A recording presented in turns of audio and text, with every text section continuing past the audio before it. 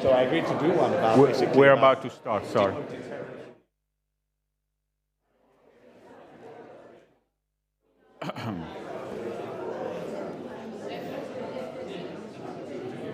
Signore, signori, ladies and gentlemen,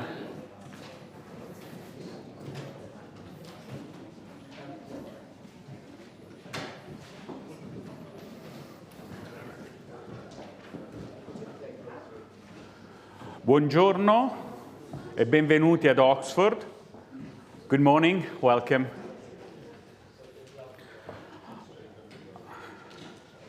I am Andrea Ruggeri, and I'm Professor of Political Science and International Relations. And today I have the pleasure, the honor to start a full day of reflection on Italy.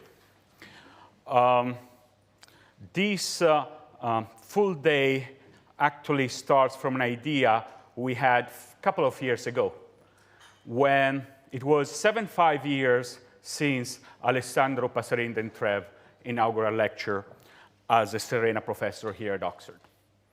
And it took 2 years to organize it, but here we are. And I'm going to mention a couple of points about Passerin D'Entrèves. Professor here at Oxford, but also he got his DPhil here at Oxford in 1932. He studied in Turin, and he then eventually, as a professor, he also worked at Messina, Pavia, but he fought in the Italian resistance. He was from Val d'Aosta, and therefore he had a double identity, and this is something that we'll see in his lecture about nationalism and patria as concept. He arrived here as a Serena Professor again, and he gave his lecture in February 1947. He stayed until 1957. He was a member of the Oxford Dante Society, and he was one of the founding fathers of one of the most important departments of political science in Italy in Turin in 1969. Norberto Bobbio was another towering figure there. And of course, 1969 for Italy was an interesting period, or start of a period that I will have the pleasure to talk about. Before I start, I'm going to say, again, welcome to all here, but also welcome to those that are following this event online. I want to thank a couple of people before I start.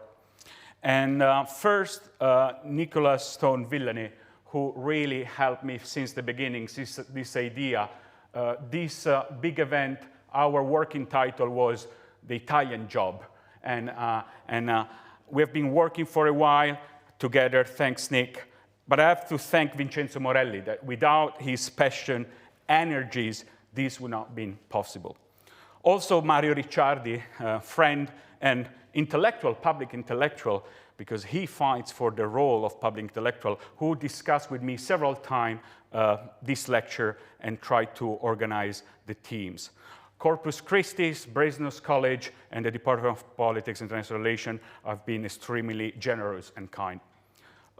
Also, thanks all the speakers for this morning, coming from Oxford, but also many coming from Italy and from Bristol, Professor Albanese, Foot, Gabuti, and Viesti. Thank you very much, and also thank you very much, Richard Boswell. So I want to thank also Guido Bonsavier and Giovanni Capoccia and Federico Varese, 3 Italians at the University of Oxford who have helped with this event. But let me get started. Why this reflection on this lecture? First, we thought that was the moment to rethink and try to reorganize, or maybe to think about a future with a lot of synergy between Italy and Oxford. The Italian intellectual community at Oxford is very dynamic. Italy has been changing substantively since the reflection of Passerin D'Entrèves. I think this is a right moment to think about past politics, current politics, but also future politics. It is an exercise, because if everyone is going extremely fast, maybe it's the moment to slow down and take a day off and think about what has been about the history of Italy and what can be the critical juncture for Italy, Great Britain, the European Union, and not only these entities. It's also a method. We are academic, we want to be free, we want to have diagonal thinking, we want to provoke. And I think this is an important aspect that I've learned since I've been in Oxford, to really try to provoke, trigger ideas. Fourth, we organize some threads of ideas, and actually the three panels that today we will discuss are the unity of Italian history, one or many histories, Italy, identity, patriotism, and nationalism, Italian legacies, ruptures, and continuities. And I'm thanking again the colleagues to be part of these panels. So I'm trying to give you some ideas, because I cannot assume that you all read that lecture. I'm going to try to highlight some passages that I think are important for today's discussion. I'm going to then try to have an extremely brief discussion of history of Italy after 1947, because 75 years, 70 constitutive years of Italy happened. And then I'm going to actually spice it up to give you some maybe issues, problem that Italy is facing for the current affairs and the future. So the beginning of the lecture of Passerin D'Entrèves, I think it's really moving, because this man is aware that Italy and UK were at war until yesterday. And he suggests that maybe, even though he's speaking in front of the Oxford Fellowship students and colleagues, he's still an enemy alien. Though he's enjoying your fellowship in this ancient republic of learning, and I think using this term, ancient republic of learning, really define the community of Oxford. But yet, it's clearly a paradoxical situation. He really stresses that his lecture, he has this mix of relation where he tries to, and he's aware that he's a symbol. What he's going to talk in front of this English audience, is British audience and international audience, is really about himself as a man, but also as a symbol. A symbol that he really cherishes, but also he has mixed feelings and some tension that you can read between the lines, and I know the speaker of today will try to highlight. There is a very important aspect, and I think this is something that as Italians we have to figure out, the relation with our past. Whether it can be just a relation or an aspect of pride, or we can risk to actually be in a situation of complacency. So clearly he says that no civilized man will ever question the magnitude of his debt to Italy. But then he says, be aware, we cannot excuse our present with the alibi of the past. So he really red flagged this aspect. Clearly, Italy, but not just Italy, Europe is based on Italian history, Italian culture, and Italian advancement. But that's not an alibi for what we are doing and what we'll be doing. Because Italy has just experienced 20 years of authoritarian regimes, a civil war of almost 2 years, and we found ourselves suddenly faced with facts which were brutal contradiction to all that we had been told to believe.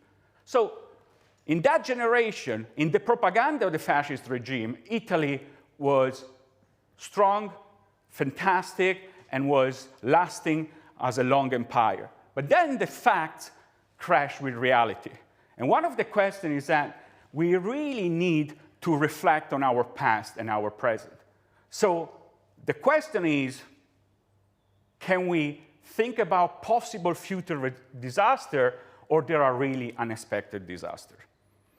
And he started to talk about history, but I'm a political scientist, so I will delegate to my colleagues who are proper historians to think more about methodology of history. I think he divided the aspect of history in two issues. One is a practical one, because I'm a researcher, but I'm a professor and I teach.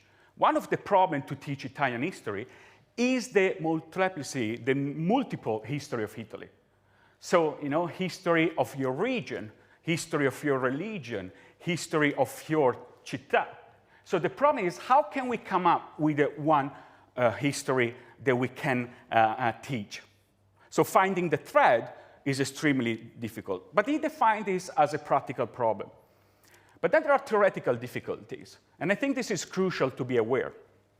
Because many of the histories or interpretation of historical facts, in many cases, according to Passerin D'Entrèves, have been determined not so much by inner evidence, but by preconceived ideals or assumptions. So the fact that we want to think also methodologically how we filter real events and facts with our system of beliefs. I mean, try to think, 1947. This man is coming out from a resistance, fighting, but also 20 years of regime. Clearly, he's trying to tell us we want to be aware that the way we filter and organize history is also done by our beliefs. And when we talk about the importance of one factor against another one, that is a cleavage of religion or urban agriculture, legacy of the Roman Empire, we want to be very careful. Because when we say that one factor is decisive and important, we are implying that others are less important. So the multiplicity, the multi-trajectory of history have to be thought carefully. And there is clear a debate that today resonates, I think, if you're an Italian, about the question of nation and patria. What is the nation? Whether the concept of nation is a correct one. And of course, it's interesting how Passerin D'Entrèves, Valdostano, he's also another colleague in those years, Federico Chabot, who is also Valdostano, and he fought in the resistance. And there is this dialogue. And notice, but however, maybe also here there are things that we can try to think in their context, but maybe criticize.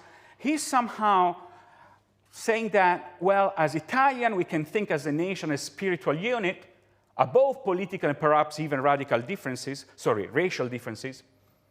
and an answer to foreign idols of community of blood and soil. Here, I will let others maybe to push a bit, maybe the boundaries, because it seems as if the others are those they have supported an idea of nationalism based on blood and soil. But actually, this idea was also very rooted within the Italian culture and debate. And of course, he speaks about patriotism, and a great part of his lecture is about Risorgimento and the liberation of nationalities and it's a dilemma to put together basically freedom, order, and identities. So I think he has a very interesting question that I want to repeat, because sometimes some of these, I don't know if there are common characteristics or myths about Italians are still there. How could a country survive where, according to our critics, no bonds of social coherence existed, where an inveterate distrust of authority allied itself with the utter disregard for the common good, where indeed even religion contributed to weaken the character of inhabitants? So he posed this question, but then he said, but yet Italy survived as a country, as a nation, and she has survived actually with the vitality for a people. And I think it's interesting to see sometimes in this lecture, 1947, just after the end of World War, the optimism and the hope in the word of this Italian, compared to maybe some different sentiments that sometimes we share nowadays. In this working day, we also talk about continuities, ruptures, and bifurcation. So moments that they have maybe shaped Italy or part of Italy towards a certain trajectory.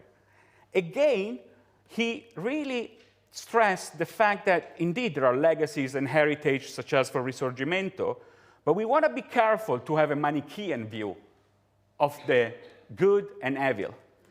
And also try to figure out why sometimes in Italian history we thought that foundations were built on the rock, where actually were built on the sand. I think this is something, a central reflection that we have to make.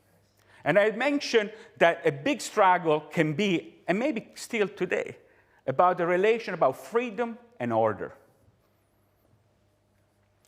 Let me give you some points. And I know that I'm not going to do a great work for historians, so I apologize. I'm a political scientist. I'm going to focus some, I think, very important political aspect of these 75 years after his lecture. Okay, I have two axes. One is what happened nationally, and the other one, what happens internationally. Because one of the most important phenomena after 1945, 1947, is how Italy became central and integrated to an international system. Something that is extremely important for Italy, but for who call it the international liberal order. Italy becomes first a member of NATO, then a member of what starts to be the European community, and eventually, in 1955, member of the United Nations. So if we look at internationally, there is clearly a huge political institutional effort to get integrated in a new international order based on free trade, military alliances, and also international law. Of course, one of the most shocking, I think, aspects nowadays for every young man and woman who study Italian politics is that from the general election to 1948 until Spadolini as a prime minister, all the prime ministers are from Democrazia Cristiana. 33 years, the same party. Of course, parallel, I can show that even though there is an important stability politically in Italy, there is also a sparkling dynamic internationally. We have in 1979 the first European Parliament election, that now we give them for granted. But it's a big idea, the fact that the polity, the demos that can vote, is beside the national borders. And I show you, you know, there is almost this exponential political acceleration where we have then Bettino Craxi, a socialist as a prime minister. And then I'm going to show you a couple of points. And really, we enter in the 90s, where there is the splitting of a Communist Party. On the other hand, we actually experienced one of the first intervention of Italy in international war, Gulf War.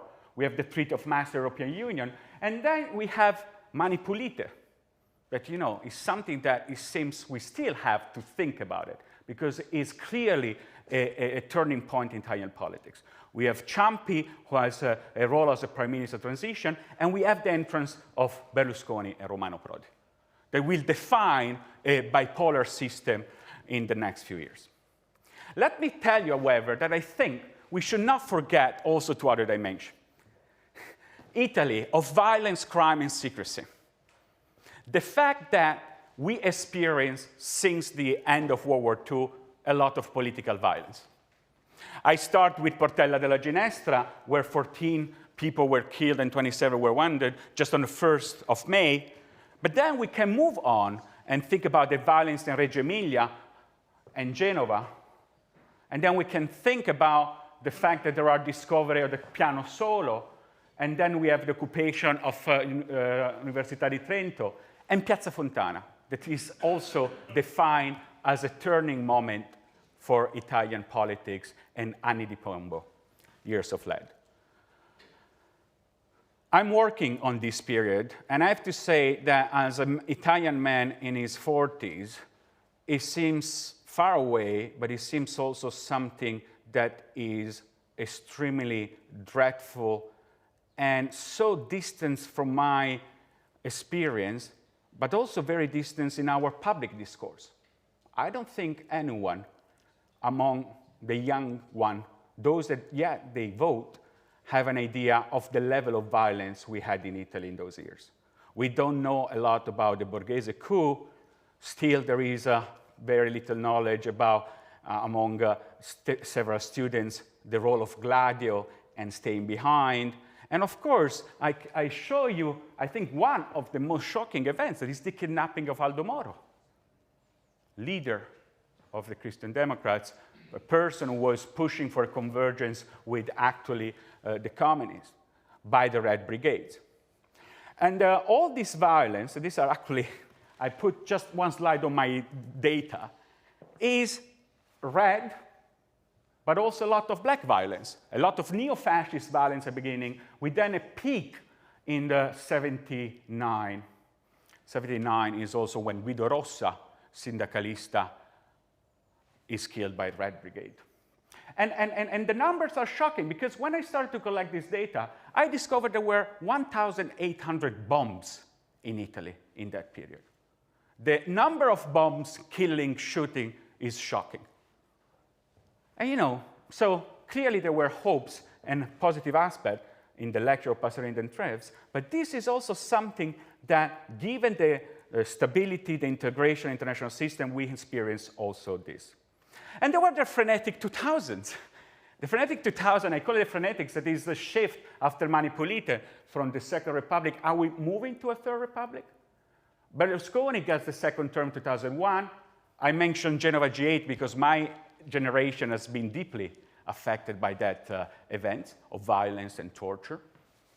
But also Italy gets in Afghanistan, and Italy gets again in Iraq. I'm showing this event because there is an entrance to also Italian politics about the role of international politics, not just as international law, but also as use of force.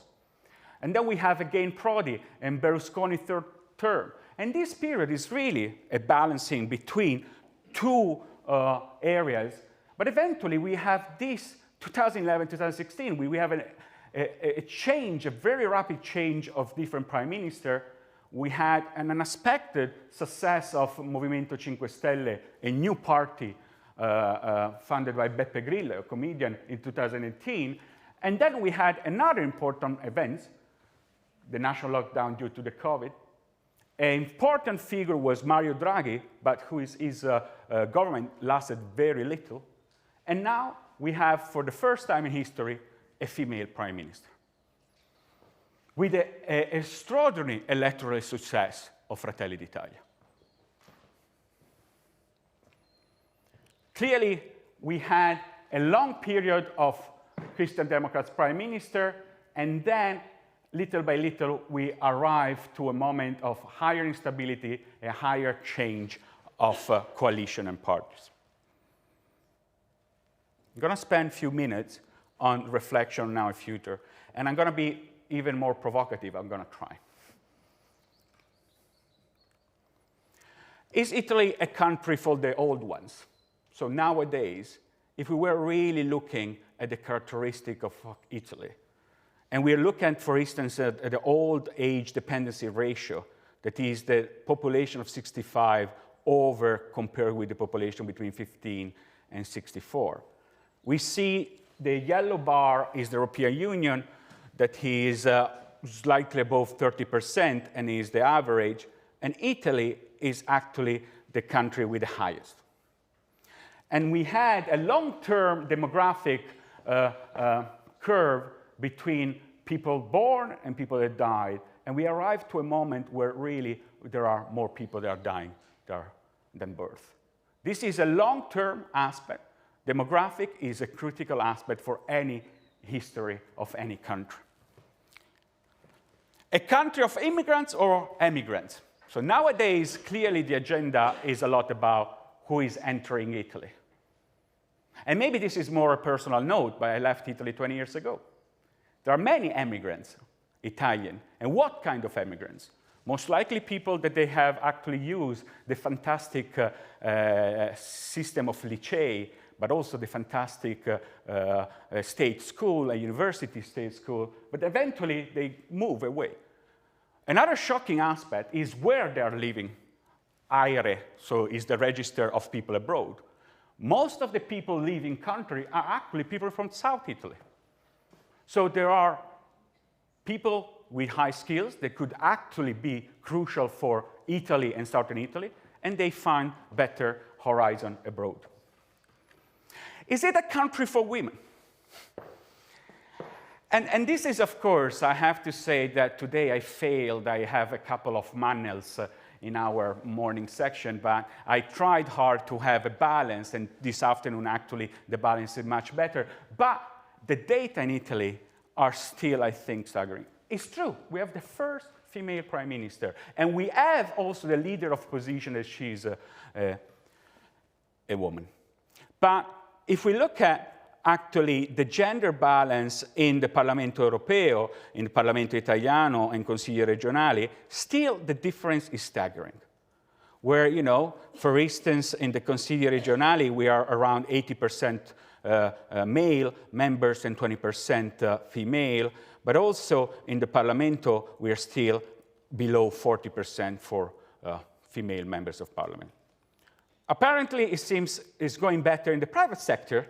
Then the last few years, actually, the CDA, the società quotate in borse, have been shrinking the gap. And this is an interesting aspect. So you can see a trend line, the orange line, where actually more women in consigli di amministrazione. Whereas, if we look at, in this statistic from Istat, donne negli organi decisionali, that means CSM, Corte Costituzionale, Consob, ambasciatori, we are slowly going up, but clearly we are not a very strong upward pace.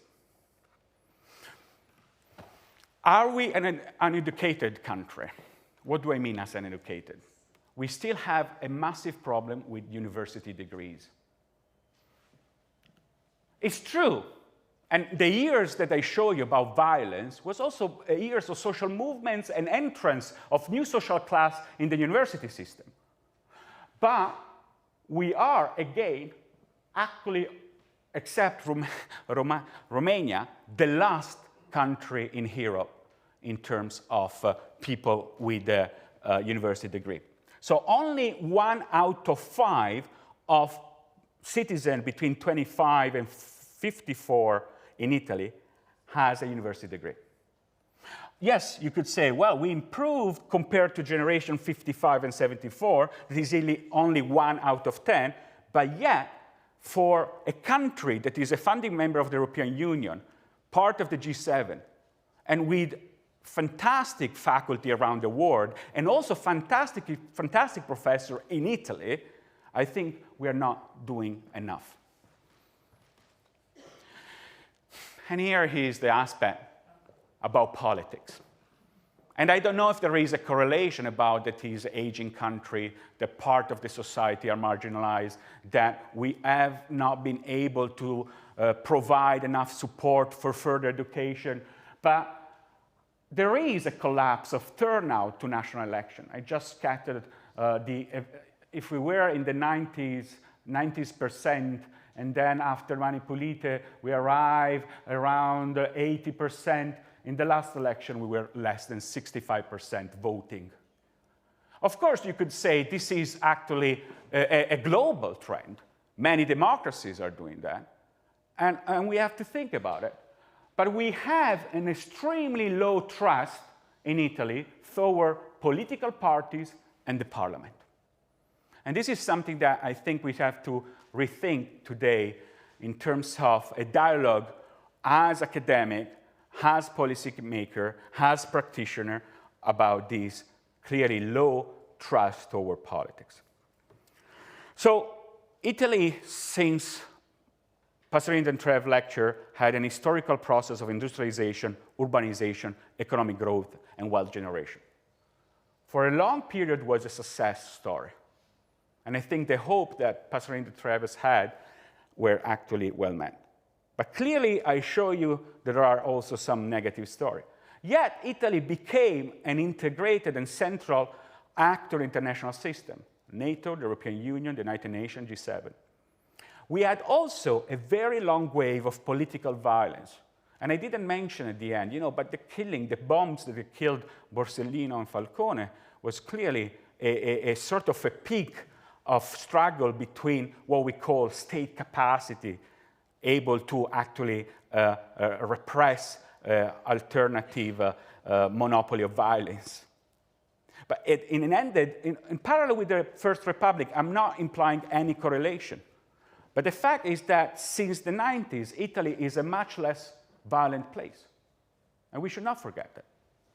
A short period of bipolarity, and I think the two towering figures of Silvio Berlusconi and Romano Prodi, but landed, and I'm using Romano Prodi adjective, in pyrotechnic politics. What does it mean, pyrotechnic politics? It means that there are leaders, think about the Lega Nord with Matteo Salvini, Matteo Renzi,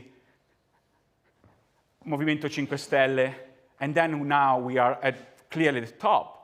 Who knows how it's going to be the trajectory of Fratelli d'Italia and Giorgia Meloni. So if hopes and opportunity of Passerin D'Entrèves at times were high, what sentiments and what horizon today Italy has? I'm going to stop here. I'm going to thank you for paying attention, and I hope I gave few elements for reflection, but I'm very sure that in the next panels from the Unity of Italian History, chaired by Giovanni Capoccia, University of Oxford, and the speaker Guido Bonsaver, University of Oxford, and Giacomo Gabbuti, they will start thinking about one or many histories. We will have a coffee break, but then we'll have a second panel on the concept and identity in Italy with Federico Varese from University of Oxford, Sciences Po, and Richard Bosworth, University of Oxford, Mario Ricciardi, University of Milan. We will have a lunch break, and we will end with the Italian legacy, rupture, and continuities. I will have the honor to chair the last one with Giulio Albanese, University of Padova, John Foote, University of Bristol, and Gianfranco Viesti, University of Bari. Thank you very much, and we'll move to the next panel. Thank you.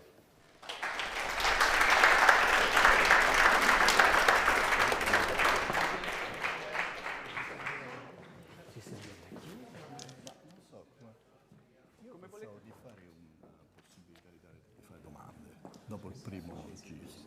Se non c'è nessuno mi faccio le domande. Che questo andrà acceso? No, non va. Tutto lui? Sì, per loro. Andrea, facciamo fare delle domande al pubblico. Come vuoi tu? Come vuoi avanti. Quindi ci sediamo. Sì, ci sediamo. Magari io metto di poi.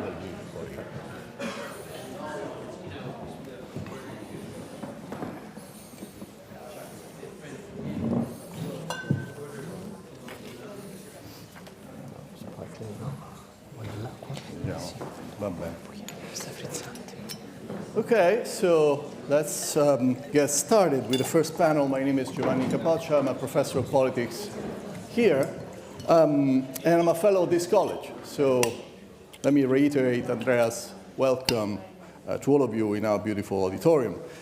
Now, I have the pleasure of introducing the first two speakers by chairing the first panel, Professor Guido Bonsaver, who is Professor of Italian Cultural History at the University of Oxford and Fellow of Pembroke College, and Dr. Giacomo Gabbuti, beg your pardon, who's a postdoctoral fellow at the Institute of Economics at the Sant'Anna School of Advanced Studies in Florence. Now, I will give the floor to our two speakers, who will speak each for 15 minutes. Then we'll open it up to questions from the audience, and then we'll have a Q&A and a last round. Thank you. Guido.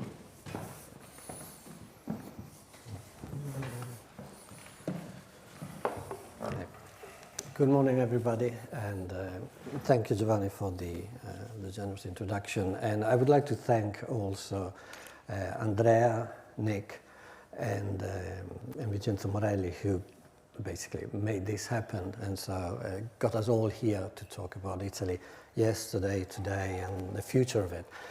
Now, in this brief contribution, I would like to start from Passerin D'Entrèves' lecture, which I found interesting in a number of ways, and then move on to some thoughts and parallels about Italy today. Let's see if I can get this going. Yeah, so when reading and rereading Passerin D'Entrèves' lecture, one of the first impressions I had was one of distance, a chronological distance, obviously. This lecture, as we know, was given in 1947, but it was also a sense of distance in other ways, and I'll try to clarify that in a second. First of all, in a way, the shock of reading that sentence, Andrea already touched upon it, which I highlighted, when he talks about England and Italy having been at war. Now, to the eyes and ears of an Italian reading this in the 21st century, there's almost an absurd kind of thought behind it. To us, and I think this is a positive statement of the steps that Italian culture has made, and I say the European bonds that have been created in the generations following 1947, whereby the notion that Italy and Great Britain could be at war with each other is literally a kind of an absurd notion to us. But what's interesting also is the expression England that Passerin D'Entrèves used, which obviously in those years was absolutely acceptable, but it makes us realize again how today we're much more careful in defining national or ethnic communities. And so, once again, the sense of the steps that, in a way, Andrea was talking about it before, the way in which in these 75 years so much has changed. But then, looking at and reading Passerin D'Entrèves' lecture, what's interesting is the way in which he tackles from the very start the question that I'm sure the audience, when he was giving the lecture in 1947, was waiting for him to tackle and answer. And the question is, how could the brief experiment of Italian unity and independence have led to such an unexpected disaster, that is, fascism? And what's interesting is that Passerin D'Entrèves, after, in a way, posing the question, actually moves laterally and has a very long digression about the scholarship that was produced during the fascist years that allowed us to have a much more nuanced and diverse understanding of what the Risorgimento was and the post-unification years were. So very much an erudite lecture of political and diplomatic history. But interesting enough, at the very end, towards the end of the lecture, Passerin D'Entrèves kind of opens up the picture to the social dimension when he talks and asks, or better, ask another question, and when he says, and what about the popular support, the democratic basis? So not just what the ruling elite of Italy, the decision-making that was taken by the educated elite of Italy, but the history of that 95% of Italians below, who, interesting enough, he gives the example of the plebiscites that followed that arrived with the unification and the creation of the Italian kingdom, and present them as an example of authoritarianism, which suggests a connection. This is the moment in which Passerin D'Entrèves somehow creates a connection between the Risorgimento and the post-unification years and fascism, when he says that after all, and I quote the last two lines I highlighted, one cannot help thinking in reading an account such as this that plebiscitarian consent was not a fascist invention. So there's a sense that Passerin D'Entrèves is suggesting that the seeds of the authoritarianism of the fascist regime somehow were already present in this kind of democratic deficit of an Italy, which was very much a two-nation society with a ruling elite and a vast mass of workers and peasants, semi-literate in the most, who in a way passively lived the years of the unification. And I'm mentioning this because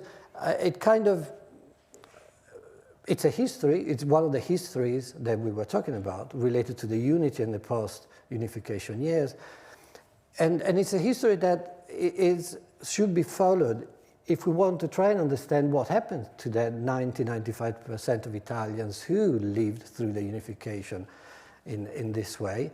And at that point, provocatively, since that's the approach that Andrea suggested, I would talk of it in terms of migration as a social revolution, because if there's a factor that defines what that 90% of Italians does in the post-unification years is migration.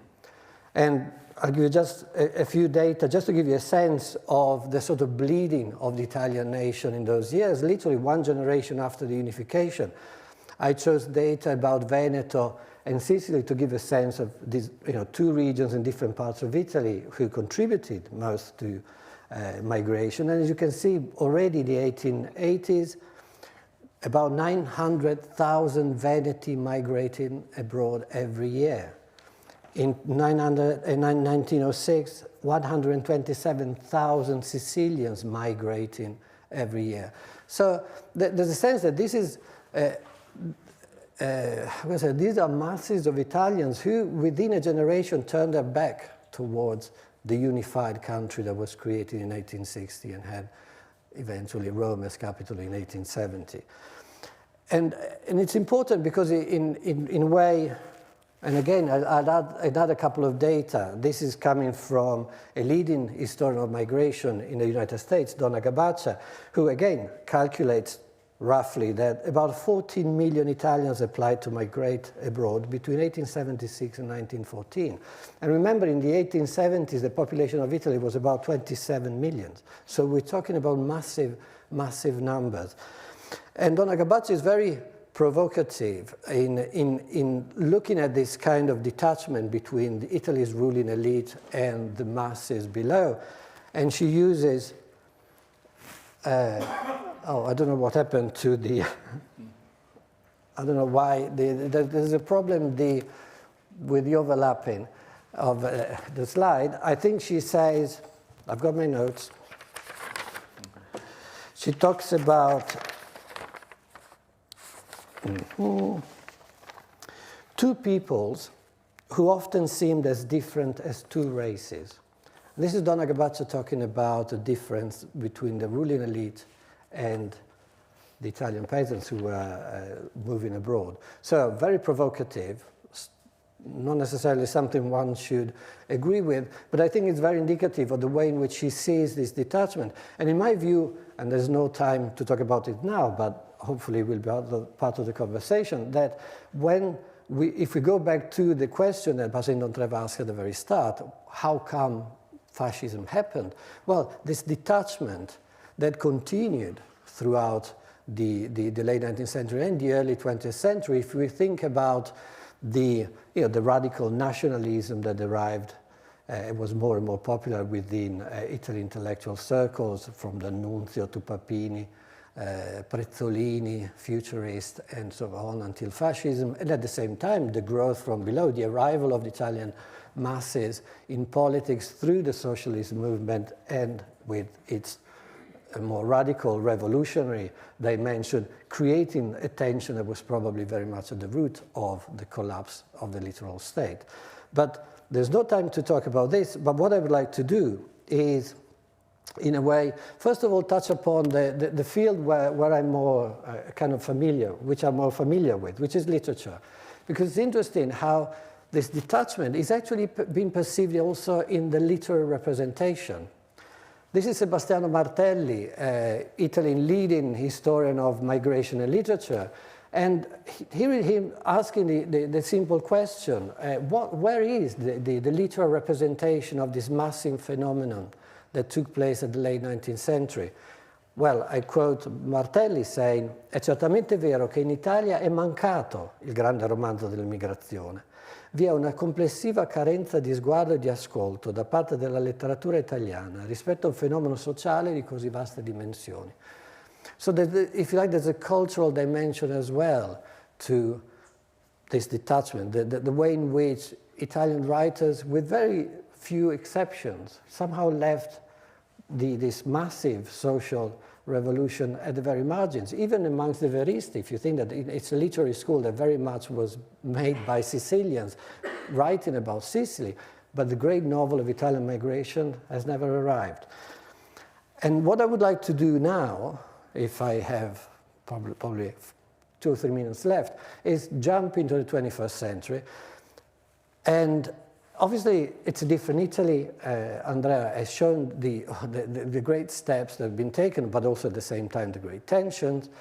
But there's no doubt that that kind of detachment between what Gabaccia calls the ruling elite and the masses of the Italian nation is no longer there, because the levels of education, however much at university level, there might still be problems, but there's no way that the level of education in Italy today is in any way comparable to what it was in the 1860s and 70s. So huge steps have been made. Italian democracy is certainly much more of a solid institution than the kind of authoritarian institutions that were there, as Passerin D'Entrèves suggested, in the 1860s and 1870s. So in that respect, much has changed. But at the same time, if I were to mention, a source of tension in Italian society today, again, migration comes to mind.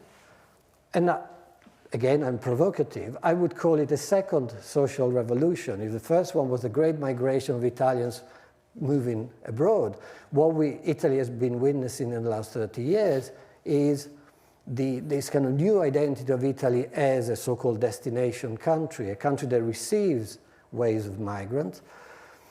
And again, just to give you a sense of the figures and the massive amount and the massive importance of these figures, I begin with 1991 because it's a key year, as you all remember, the year of the implosion of the communist regime in Albania, and as the photograph suggests, the moment in which we have the first wave of, in this case, Albanian immigrants arriving on the Italian coast.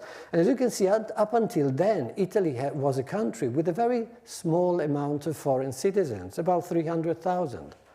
But look at how it kind of increases, so that this is the latest Istat data. In 2022, we have now 5.1 million foreign residents living in Italy, which amounts to just about 9% of the Italian population. So this is a real, and Andrea again was talking about the demographics, and this is a demographic revolution in so many ways. And we know perfectly well how the birth rate works with the immigrant communities, so that percentage can only increase whether or not politics will try to do anything against it. And another dimension that I think should be considered, which is in a way, again, takes us into the 21st century, is the global dimension of immigration to Italy. Because again, if very quickly we just look at the origin of the communities, we can see that they come from all sorts of different continents, from Africa, South America, Eastern Europe, obviously with Romania as the main presence, but then the Far East, China, India, other countries. So Italy now has become what I would call a crossroad of different civilizations coming through Italy, crossing Italy. And we all know that is very much in the forefront of politics today. So it's a social and a political issue that has to be faced. And I just stop with two short considerations before we move on. And the first one is related to the fact that however nostalgic we can be about a notion of an Italy, of an Italianness that existed perhaps at some stage and was firm and static, but the reality is that Italy is moving towards a multicultural and multi-faith society.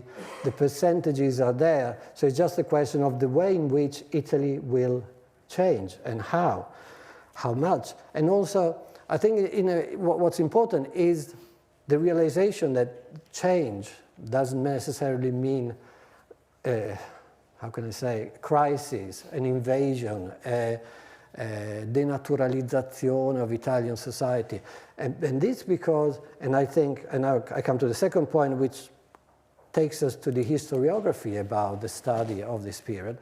We have come to the realization that Italian culture, in a way, is the result of human mobility, the movement of artifacts and ideas throughout the centuries. So this latest wave of migration into Italy is a great challenge, creates all sorts of political and economic problems, but at the same time, the notion that I think should be at the very bottom of our consideration is that human mobility and cultural osmosis is a significant factor in Italy's cultural histories throughout the centuries. And I just would like to stop by quoting two works that I think, in a way, are very much groundbreaking and moving Italian historiography in that direction. And first is Luca Cavalli Sforza's 12-volume edition of La Cultura Italiana, which was published, unsurprisingly, at around the years of the 150th anniversary of the Italian unification. But what Luca Cavalli Sforza does is literally looking at the way, all the way to back to prehistory Italy, and the way in which Italian culture, or the notion of culture in Italy, on the Italian peninsula and its sides at the time, developed throughout the centuries, thanks to the constant crossroad of different civilization, movements of ideas, people, and artifacts. And then I'll stop by mentioning Paola Corti and Matteo Sanfilippo's Migrazioni, which is the 24th volume of Storia d'Italia, because again, what they do is looking at migration in Italy later with a kind of longue durée approach, going back to ancient civilization, and once again, looking at the way in which movements of people are very much part and parcel of Italian cultural history. And perhaps mentioning Paola Corti gives kind of an apt ending to my talk, since Paola Corti is currently professor of contemporary history at Turin University. Passerin D'Entrèves was, Turin University was his alma mater. He then went back to Turin and created the Department of Political Science there. So in my view, in a way, Paola Corti is a good example of a 21st groundbreaking scholar based in the same university. Thank you.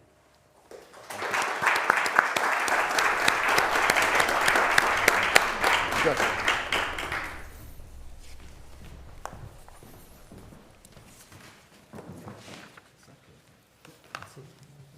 Thank you very much to the organizer first, and to Andrea specifically for organizing this event and this event and inviting me. For many reasons, I was surprised and still feel out of place. First of all, for my relatively young, at least academically speaking, age, especially in Italy. So I have not much wisdom to share with you compared to the rest of the panel and the other panels. And second, because I'm an economic historian, and I have not much in common with the perspective Passerin D'Entrèves discussed in his lectures. My only common element with him is that I also did my DPhil here, so I can thank you for being the first to invite me back to the city of my dreams, quoting the lecture, but that ends. And so I tried to take it as an invitation of bringing something different, and in that sense I did not prepare slides and nothing too much structured, also to try to interact a bit with the other. Also, not having much wisdom from my own work, I borrowed from the other speakers of the day, so I also thank and apologize them from ransacking some of their great work. And I would summarize this confused minus that will follow by saying that if you look at very different perspectives, so not Italian national unity as a spiritual or being described by the genealogy of a ruling family, but from more material aspects, starting from geography, but also I will try to discuss consumption, food, material culture, that in many ways I believe define what, at least for me as an expat in England, was being Italian. In many ways you could say that Italy was not a united country by 1947. It became much more united afterwards, and you might worry that it will be less united in the future. One first aspect is really geography, because people have been debating even after 1961 whether Italians were a nation, but not not always, but it was much earlier than 1861 that, with obvious problems with the eastern border and with the South Tyrol, people would define what Italy was by being south of the Alps. So in one sense, you could think of other countries in Europe being dramatically much less clearly defined geographically than Italy. But then the same geography divided Italy since ever in very different words. Still nowadays, the government defined what we described as aree interne, that is actually inner areas, does not really speak about geography, but about distance from essential services provided by the state. And this defines 1/3 of the Italian population, depending on the definition. Between 20 and 22 million Italians live in inner areas, according to the government, not to only. There are, of course, a lot of scholars working on that. And even before, Italy was very different words, depending on whether you lived in mountains, in hills, in the Po Valley.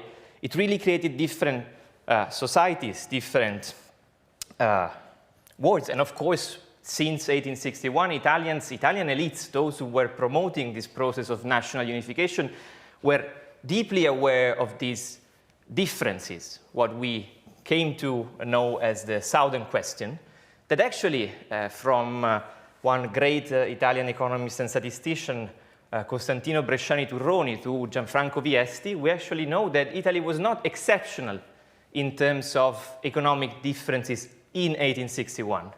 It became increasingly so slowly during the liberal period.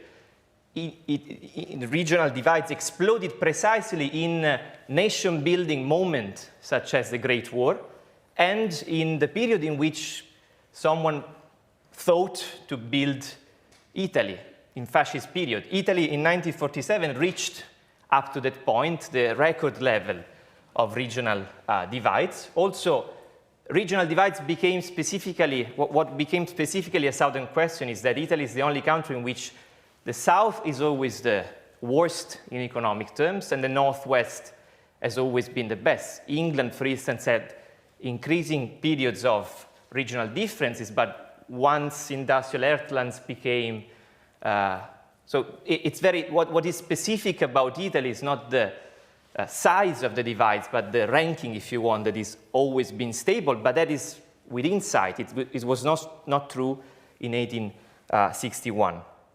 And for the same story tells us that Italy eventually became a country afterward with many intervention, and eventually the regional divides shortened, smaller precisely after 1947. So it was a public achievement of the Italian Republic to build together a nation that in many ways was up to that point really different stories. And the state after 1947 was also very different.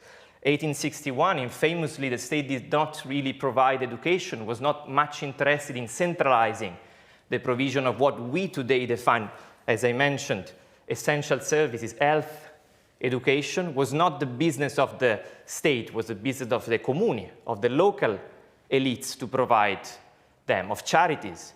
After 1947, very slowly, with social struggles, with failures, the state eventually brings Servizio Sanitario Nazionale, public education, mass university, at least they try, we heard from Andrea. And so in many ways you might wonder if the long process started in 2001 with the constitutional reform and possibly ending these days about changing, about bringing some of these services that still are essential for our understanding of what is the state, but are increasingly different depending on where in Italy you live or you migrate, that might have created something. And of course, I didn't mention that because we all know now regional divides are back to, and even possibly worse than they were in 1947. So we're increasingly used to fill these gaps, not being hurt by these gaps, and to perceive Italy as different places depending on the region you are. Another aspect of geography, of course, I mentioned hill, mountains.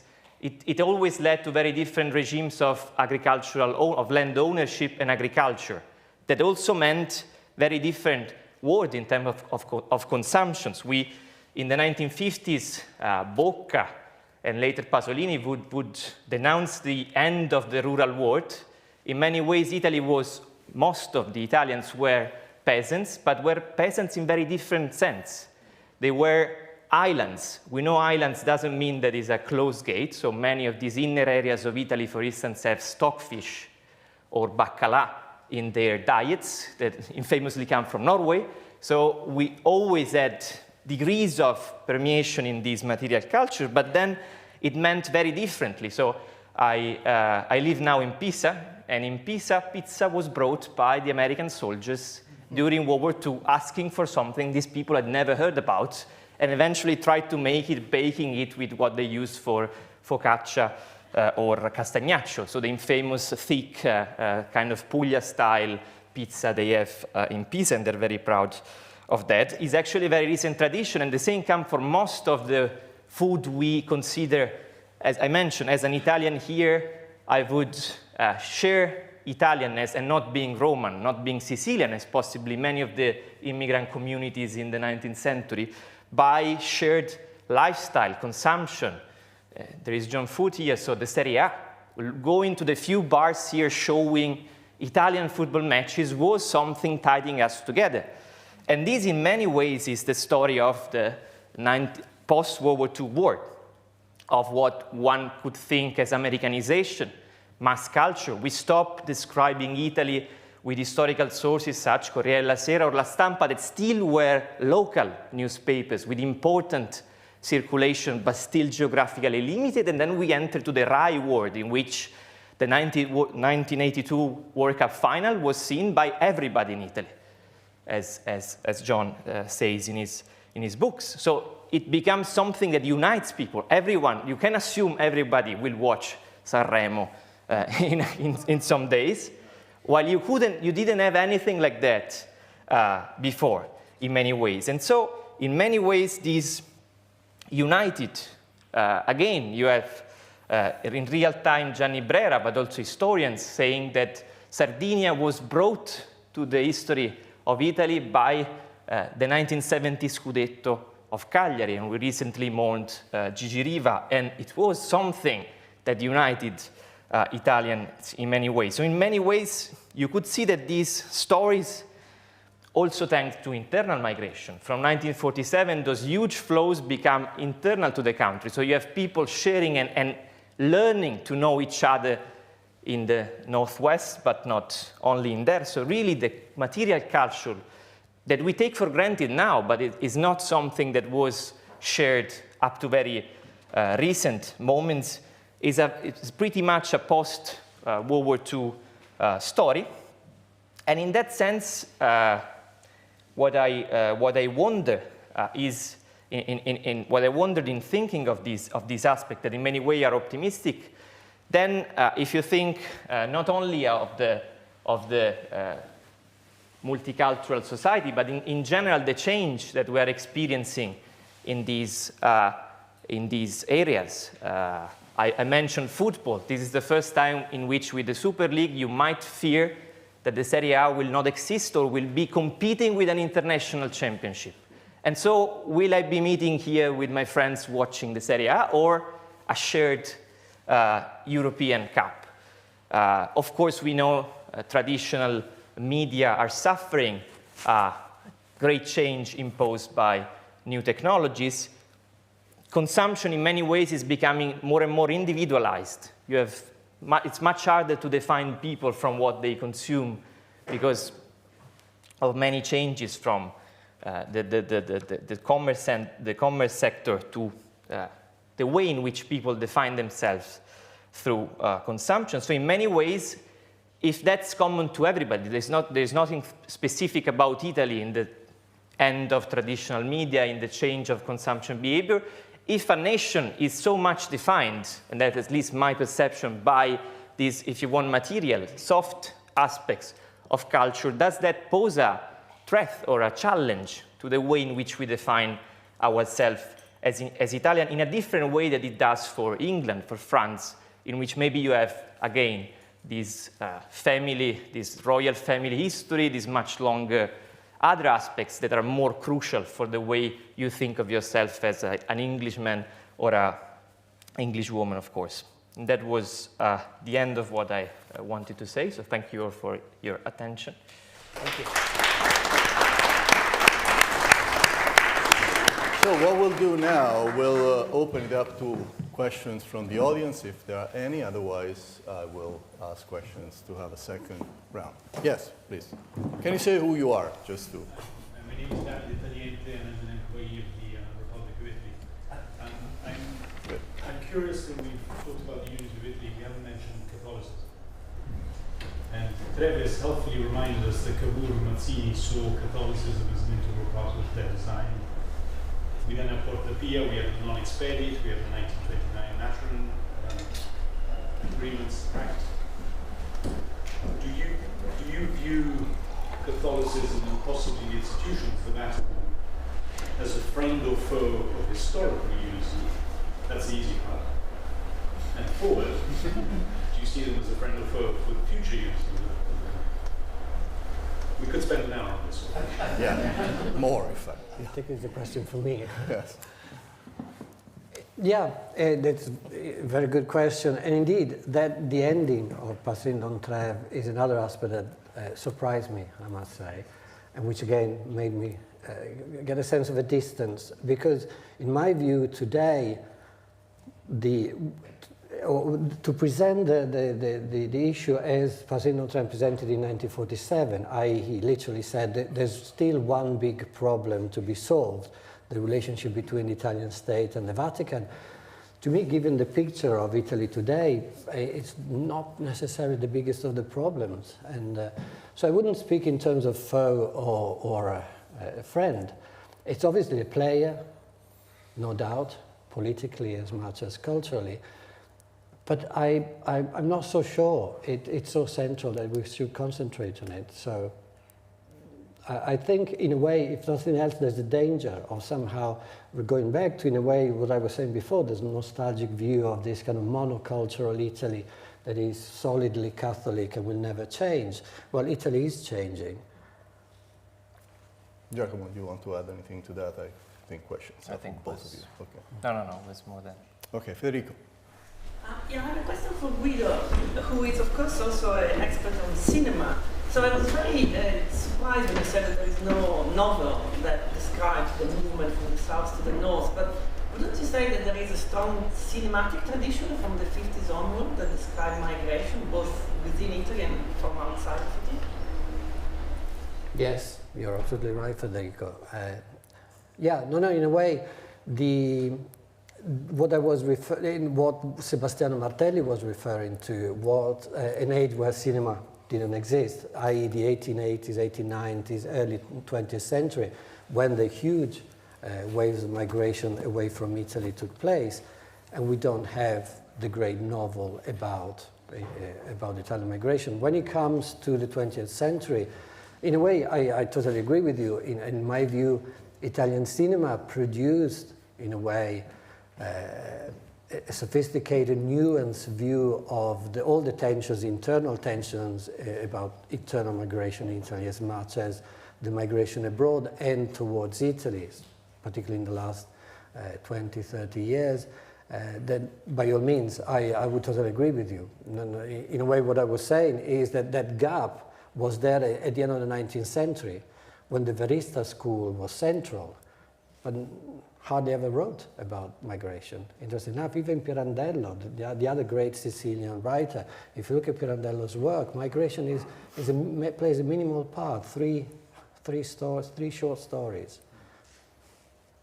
May I add something to this? Yes. Because actually an interesting novelty that we have precisely from this individualization even in historiography, so the discovery of diaries, and this building in Italy of archives of diary in Pieve Santo Stefano that was initially described as the archives of the self, so even historians paying increasingly attention to individuals, but actually allowed us now to make the history of Italians using an incredible amount of stories, considering we all assumed Italians did not write because they were illiterate.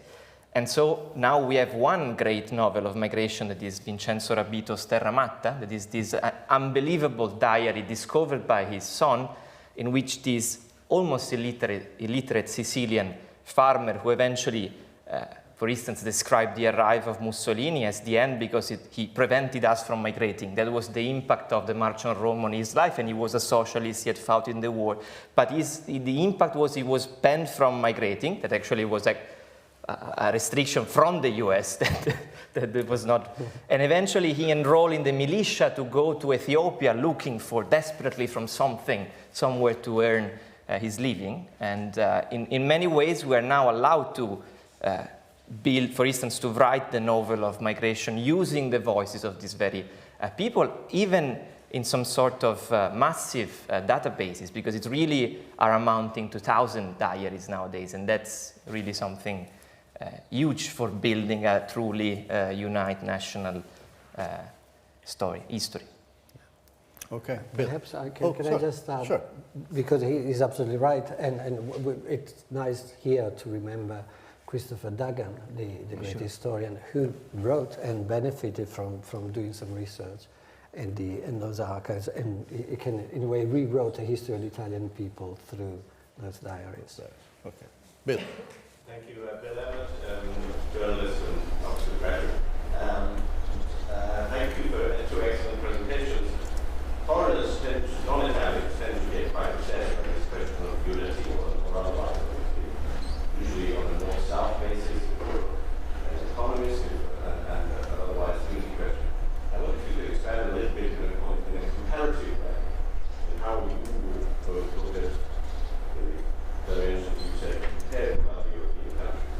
As we know, in this country, we're increasingly questioning our unities. How should one comparatively look at these issues in Italy that you talked about compared to Germany or Poland or UK? Well, I start. Start. Yes, well, in a way, if we just look at this country, for example, and it takes us back to the kind of the global dimension that I was mentioning. Italy certainly is not alone.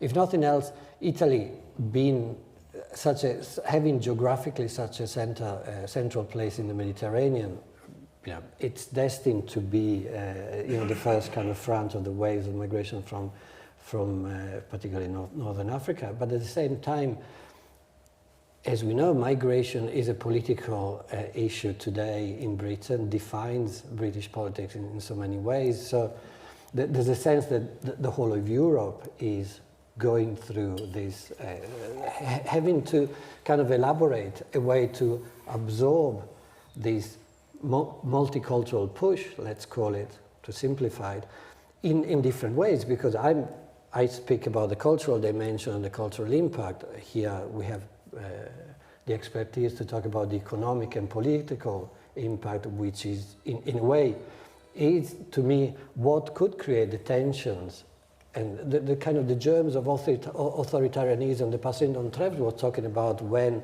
speaking about the years before the arrival of fascism.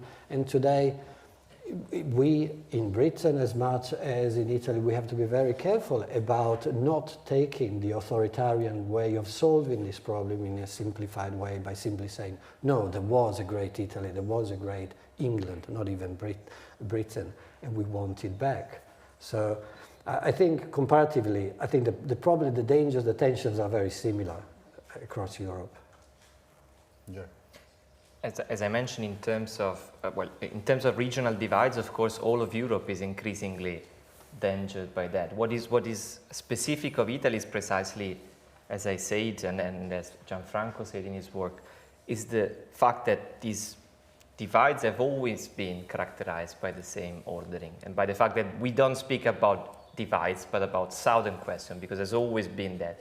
And in that, it's also exceptional maybe how perceived, how really, when it was not such a problem in comparative terms, like in the 19th century, it was already perceived as such. And so probably it had much more to do with political issues, with cultural difficulties of integrating. So in that sense, and one could also say that we are used now.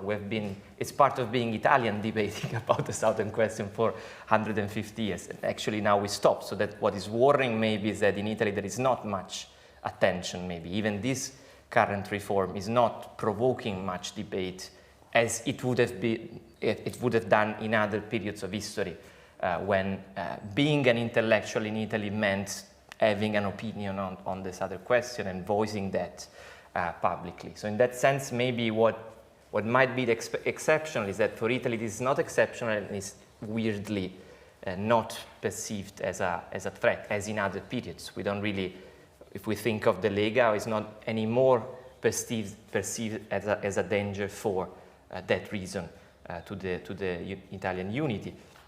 And as I said, for more cultural aspects, I don't think there is anything exceptional in Italy about that, or at least nothing I could spot immediately. It's more about if that is what really binds you together, and you don't have, in your past, you have a very short common past, part of which is fascism and other things you tend to easily forget and you prefer not to. Of course, we have increasingly the tendency to rediscover in what I consider an unpleasant way that common past. But my point is that if more cultural, material aspect is what unites us, then what if this naturally changes? Vincenzo. Buti in particular, you mentioned that the peak of inequality between South and North occurred basically around the Second World War, which I had never realized. And that obviously that has decreased significantly. Could you give us a sense from the numbers of how much that has decreased and how much more equal are South and North economically today, and how much they're not yet totally equal? And what's the prognosis, looking at the data, looking at consumption patterns and income patterns? Do you think, are we going backwards or are we continuing to move forwards? Where do you expect us to be in, say, 10 or 20 years? Just before you answer that, there's another question from Mario. And yes. It's a minor point regarding the perception of unity. One thing that struck me when I read this lecture is that how Passerin D'Entrèves seemed to have very little awareness of how much the United Kingdom was a mix of different cultures. And this reminded me that for people of Passerin D'Entrèves generation,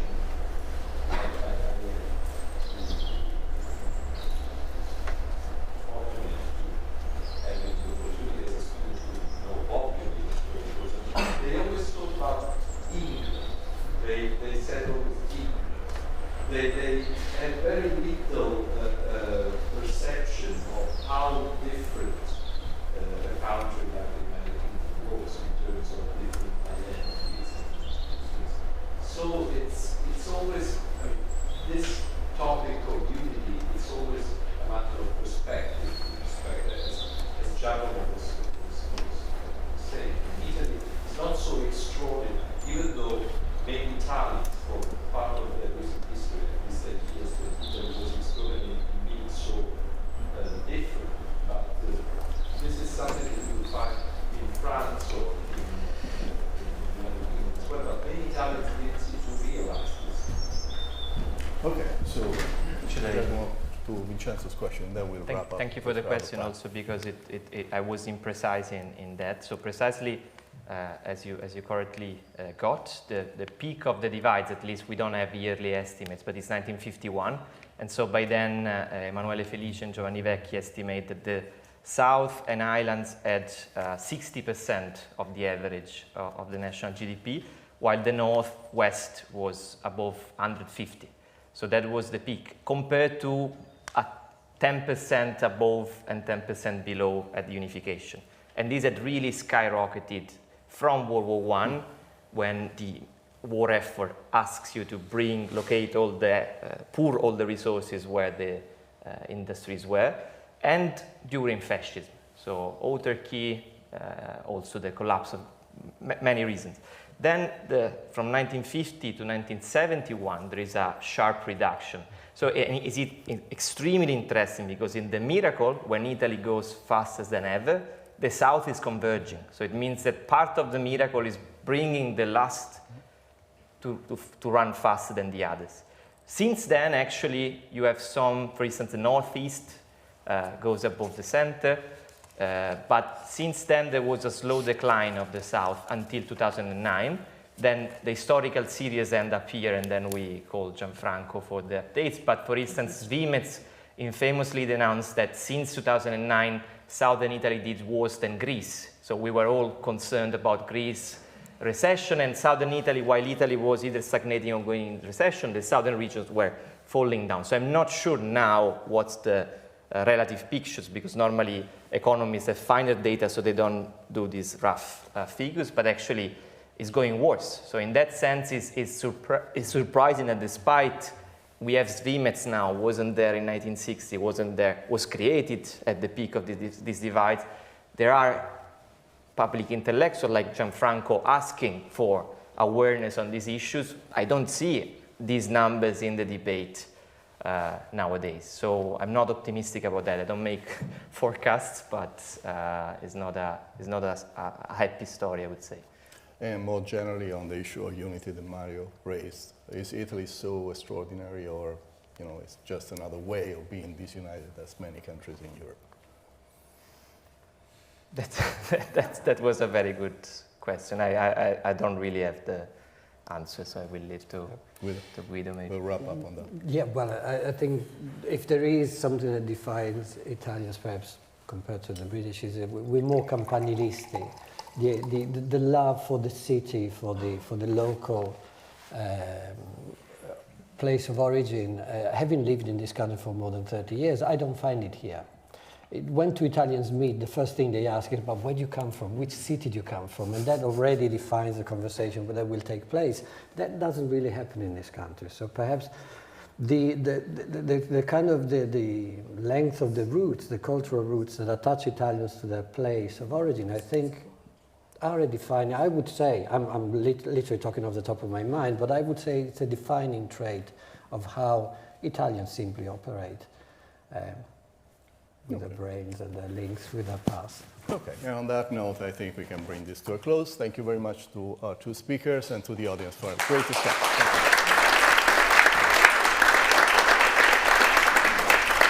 There's a coffee break, right? So you want? Thank you, everyone. We have a coffee break, and we will be back at noon here. Thank you very much.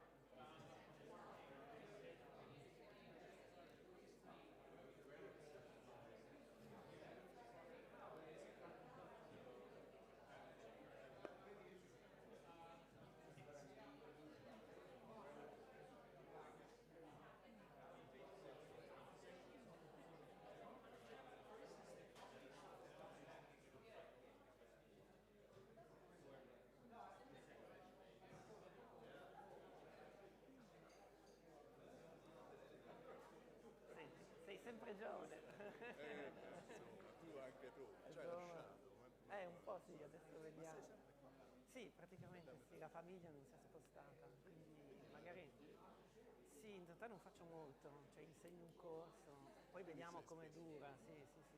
Sai, io il prossimo anno sono molto spesso a Parigi perché mia moglie è lì. Ah, ecco. Mi chiederò come andare. No, vediamoci.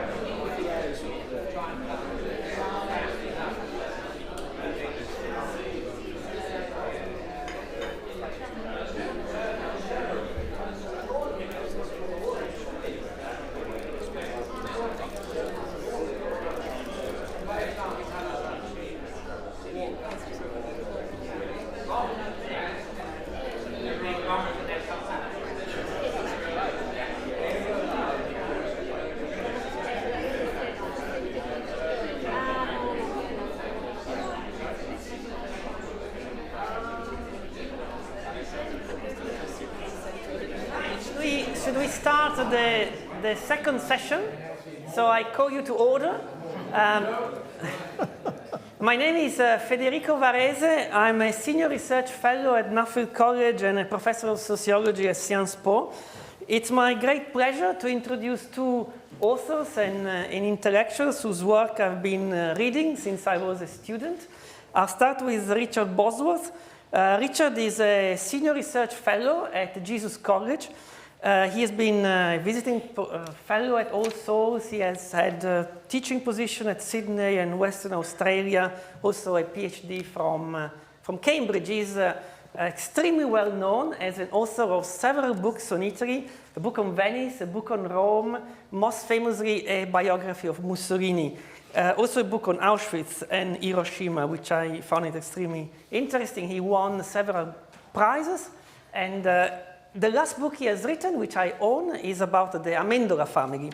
Now, after Richard, who will talk for about 15 minutes, Professor Mario Ricciardi will speak. Mario is a professor of the philosophy of law at the University of Milan.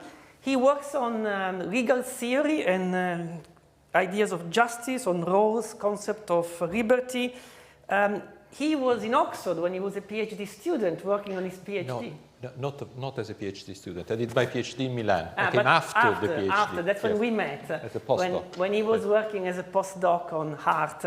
And of course, most famously, he has been the editor of the journal Il Mulino from 2018 to 2023, and he's probably now one of the most distinguished and interesting public intellectuals our country has got. So without further ado, Richard will talk first, and then Mario, and then we'll take questions, and I might say a few words if there is time. Thank you very much. Thank you very much, Federico, and the usual thank yous for organisers and people who are silly enough to be here listening to me and all that sort of stuff. I'm going to start talking a little bit about my own reaction to Passerin D'Entrèves' inaugural lecture. I also got around to reading two other public lectures he gave after he'd become professor here. One was a talk to the British Academy on Manzoni in 1950, and a second one was actually at the University of Nottingham, somewhat surprisingly. We need David Lavin to be here, but anyway, on Italy and Europe in 1953. I found reading him quite a curious experience, as people have been saying. When I was spending my life as a teacher in Australia for many generations, I liked to tell my students that history as a discipline was about something that Peter Gale, a Dutch historian, said of it. It was about criticism, again criticism, and criticism once more. In other words, the first thing about any talk on history is that it should be discomforting. So certainly my ambition is to be discomforting. Doug Gale also is famous for saying that history is an argument without end. which is sort of true and sort of not true, because what often happens is that an answer is reached and people are so incredibly bored with that topic that no one wants to talk about it again, and so the question changes, not so much the answer, and once the question changes, things are different.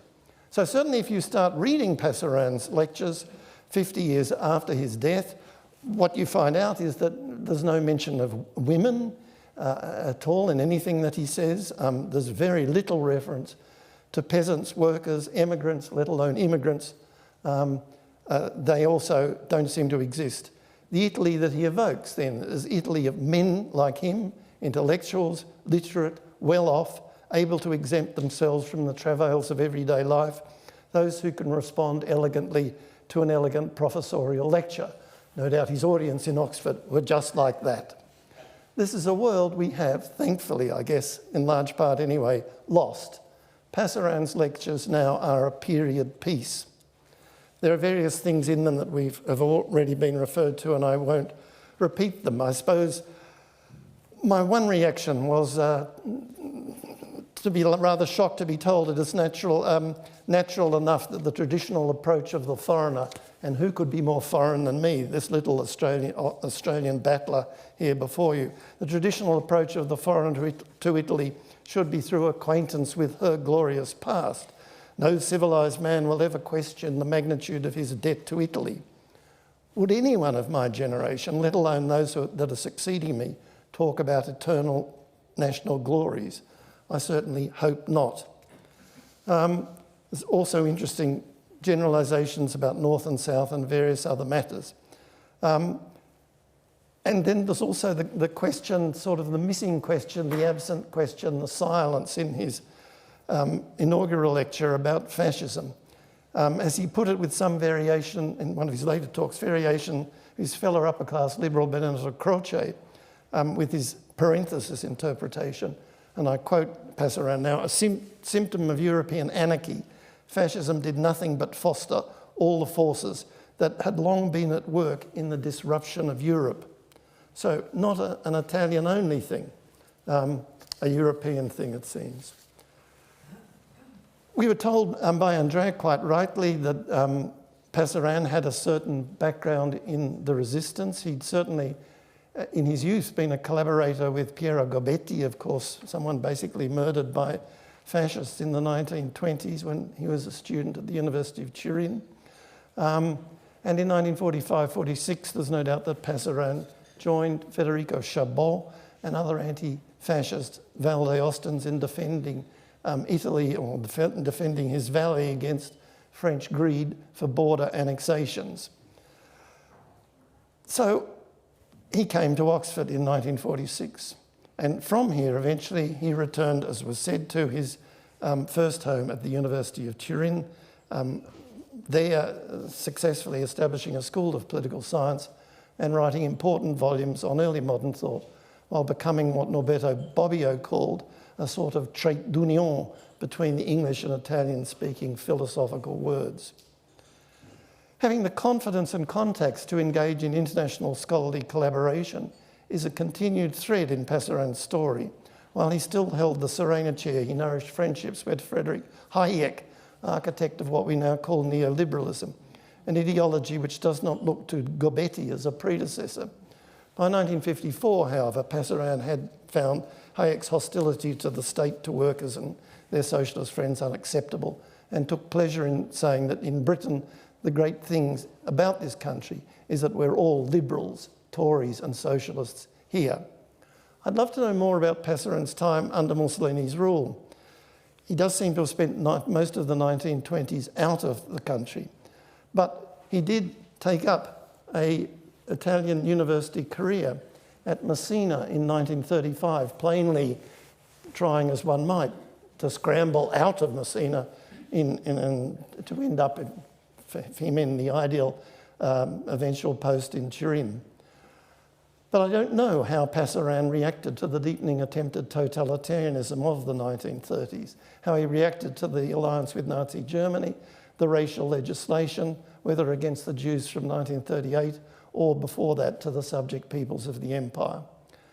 The book of essays on Passerin as a European thinker, published by Il Mulino in 2004, does contain a chapter by Andrea Romano on Passerin's time at Messina, where he arrived at the very peak of anti-British propaganda over sanctions to do with Ethiopia in November 1935. But Romano avoids asking whether Passerin was then tempted to give consensus to the national and imperial cause. After all, Croce, despite his doubts, did offer his gold senator's medal to help the balance of payments, and in 1946-7 was still bitterly opposing Allied determination to end the modern Italian empire. But I must stop talking about Passerin and turn directly to our theme of Italian identity, patriotism and nationalism in more general terms, if acknowledging that Passerin was an Italian patriot and a liberal scholar, sure that his home area of the Val d'Aosta framed his identity in a fashion that qualified his nationalism.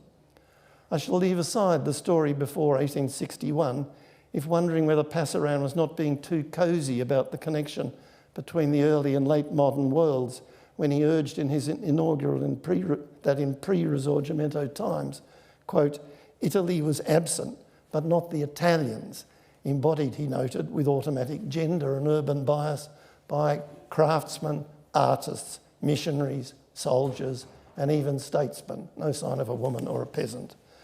My own views are well established, although they're scarcely accepted by all historians across the profession or here. Since I have very little time, I shall be brief and drastic. As far as I'm concerned, Italy's uneasy liberal unification in the Risorgimento exposed the country's political chiefs to the dilemma of being the last and least of the great powers. That title meant that Italy was always trying, and trying unsuccessfully, to catch up with more modern and industrialised states and with successful imperialist states. It meant that every war in which Italy engaged in after 1861 was entered aggressively. No other empire or nation invaded Italy, Italy invaded others.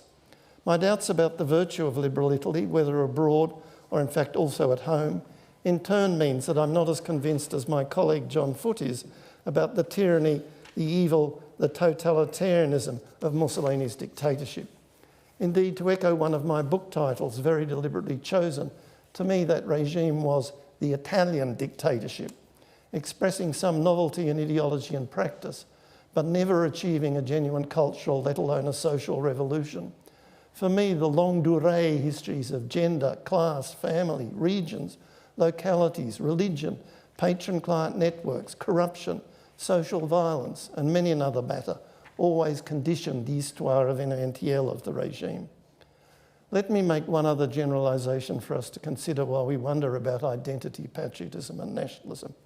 When it came to its killing fields, the situation in regard to fascism is clear. The regime was responsible for 1 million premature deaths of men, women and children. Within Europe, the tally is largely composed of about 500,000 who died in the nation's aggressive wars or their aftermaths. Actually, maybe a higher total since that rather leaves out the people the Italians killed. But the other and less predictable 500,000 perished in Africa, in the empire, especially in Libya and in Ethiopia, even if one must admit that counting by the states in that part of the world was not very modern or scientific. The greater parallels there are not with Nazi Germany, as students of fascist ideology maintain, but with older European imperial powers, Spain, France, Britain and the rest. No doubt the fascist enthusiasm for violence can explain something of the brutality of the Ethiopian War in 1935-6 and of Italy's failure fully to pacify its new territories thereafter. But the empire also was a zone where liberal nationalism and the fascist deviant met and mixed. The Duke of Aosta replaced Graziani after the appalling bloodshed resulting from Ethiopian patriots' assault on the military chief on the 19th of February 1937. Other members of the Savoy dynasty appeared in the empire far more often than Mussolini did. One final, even more global generalisation. Not long after the 1860s, a rival foreign and imperial policy to that of the nation appeared and remained. It belonged not to Italy, but to the Italies, as Guido was telling us earlier. Until 1960, emigrants spread their knowledge of family, cooking, music, design, religion, and some less attractive matters, including violence. We must remember the 'Ndrangheta across the globe, bearing more complex and nuanced identities than those propagandised by the nation state. And despite the doubts of their host societies, I always rather like to note the 1947 comment of Australia's leading academic demographer that Italian immigrants could be accepted there, quote, so long as they did not interfere with white farmers and white owners. Italian immigrants carried their cultures across the globe. In 2024, it is sad to note how joyfully an Italian Prime Minister, who in her youth had flirted seriously with fascism, but now shows few signs of wanting to invade Ethiopia, joins in the current popular certainty that immigrants and asylum seekers possess permanently alien identities to her civilised nation. But at least in 2024, Italy is no longer a great power. Thank you.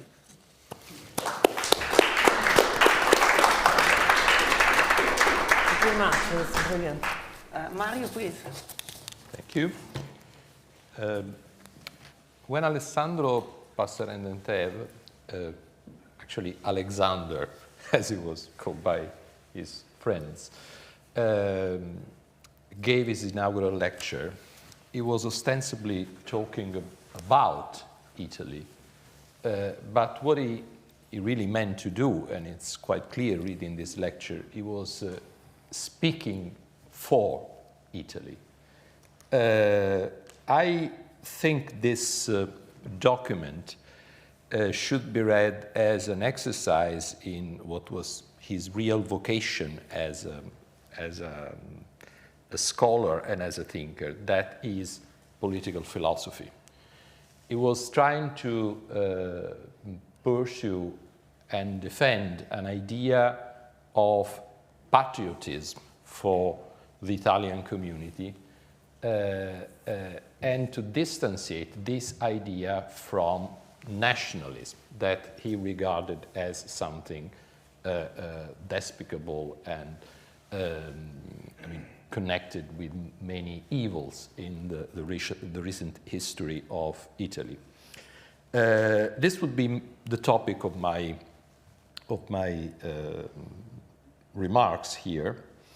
And I will, first of all, give you a few pointers to the passage in the lecture in which is developing this line of interpretation. And then I will say something about how convincing this attempt is. First of all, one thing about the context. Passerin D'Entrèves is talking to his audience in Oxford in a moment in which the situation in Italy is very tense. The war is finished recently. There is this strong, still this strong heritage of violence, which Andrea stamattina mentioned in his introductory remarks. There are very strong political divisions. Of course, the parties are cooperating in a way, the constitution, the anti-fascist fight, but there is also enmity among the parties. Paolo Spriano, an historian who was very, he wrote mostly on the history of the Communist Party, describes the situation immediately after the war in Italy as a post-war that was in many ways an anti-war, just to express this mood of tension that we know now that luckily didn't escalate in conflict, but the idea of a civil war was very much in the air.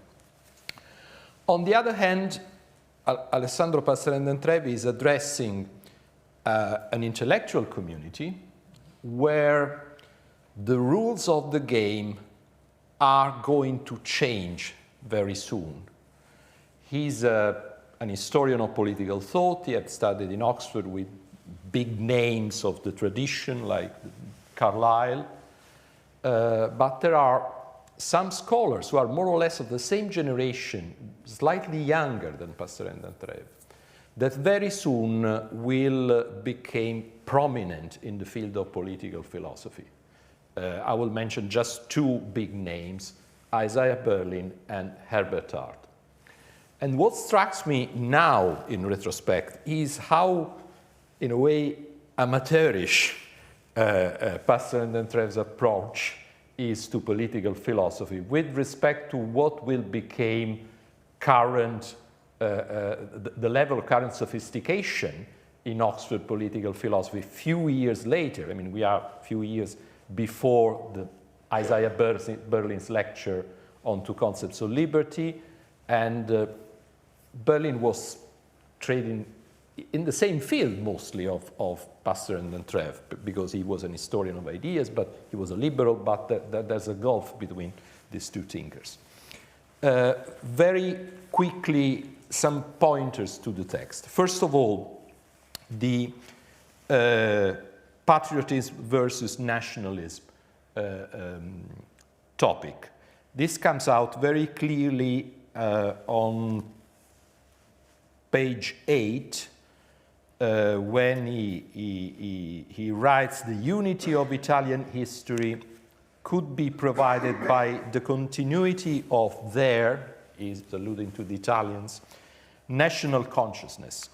The idea of a nation as a spiritual unity over and above political and perhaps even racial differences might be the Italian answer to the foreign idols of a community of blood and soil. Here, the allusion to Nazism is clear, and it was certainly clear to the audience. Basically, the idea, I mean, this is not a particularly original idea. The idea is the idea of nationality as it was taught with respect to ancient Greece. That is a community of people who speak the same language, are united by a same culture, but are not necessarily united politically. And this is the basic thesis of Passerin D'Entrèves. Italy was a nation before becoming a state, exactly as Greece was a nation before becoming a state. There is a humanistic tradition to which we can reach for developing this idea. The passages on the Risorgimento are very interesting from this point of view. I don't have the time to quote, but I will just point out what is the basic idea. He has a very moralized idea of what the Risorgimento is, as a process of self-creation of a national community based on effort and a kind of moral endeavor. Risorgimento, he says, is the history of an ideal. It's not a material process. And it's worth mentioning that we are in 1947. Gramsci's Quaderni were published 1 year after. And they were, in many ways, a game changer with respect to the reading of the Risorgimento. I mean, it's really, from this point of view, it's really like reading a document from the 19th century. All the debate will change dramatically. And maybe this is the reason why this lecture, despite the fact that Passerin D'Entrèves was still required reading when I was a PhD student in Milan, we didn't read this document in particular because it looked so old-fashioned in many ways. Another important passage which is crucial to this construction of the idea of Italian patriotism is on page 14, where he take over a passage from Trevelyan. And this is, again, it's very interesting. The arch representative of the Whig interpretation of history. I mean, hardly somebody that you would mention now, but perhaps not even in 1947 as a reliable source for the history of Italy. I mean, its story is more myth-making than history in the proper sense of the word. I mean, that's my. I mean, I'm not an historian, but that would be my judgment. And Passerin D'Entrèves is very straightforward. Take Italian patriotism. Nothing is more true than Professor Trevelyan's statement about its purity and idealism. Our great national movement was directed to the security of Italian liberty, not to the oppression of other peoples. Indeed, with Mazzini, the liberation of all nationalities became a part of the program of the Risorgimento. But the national principle was difficult to square with the memories of ancient Rome. And this is a contentious topic, but it's very interesting. And again, I can't quote, I'll just give you the reference, to compare what Passerin D'Entrèves is saying in this lecture with what another Austrian scholar, Federico Chabot, will write just 2 years later in his History of Italian Foreign Policy, a classic in its field, in which he mentioned the Rome question as crucial, but he gives a slightly different interpretation of the Rome question. I mean, Passerin, it's all about ideals. In Chabot reading, it's a matter of the Italian elite changing its center of gravity. The elites who did the unification were mostly from northern Italy, and they had a geopolitical world, as we would say today, which was very continental.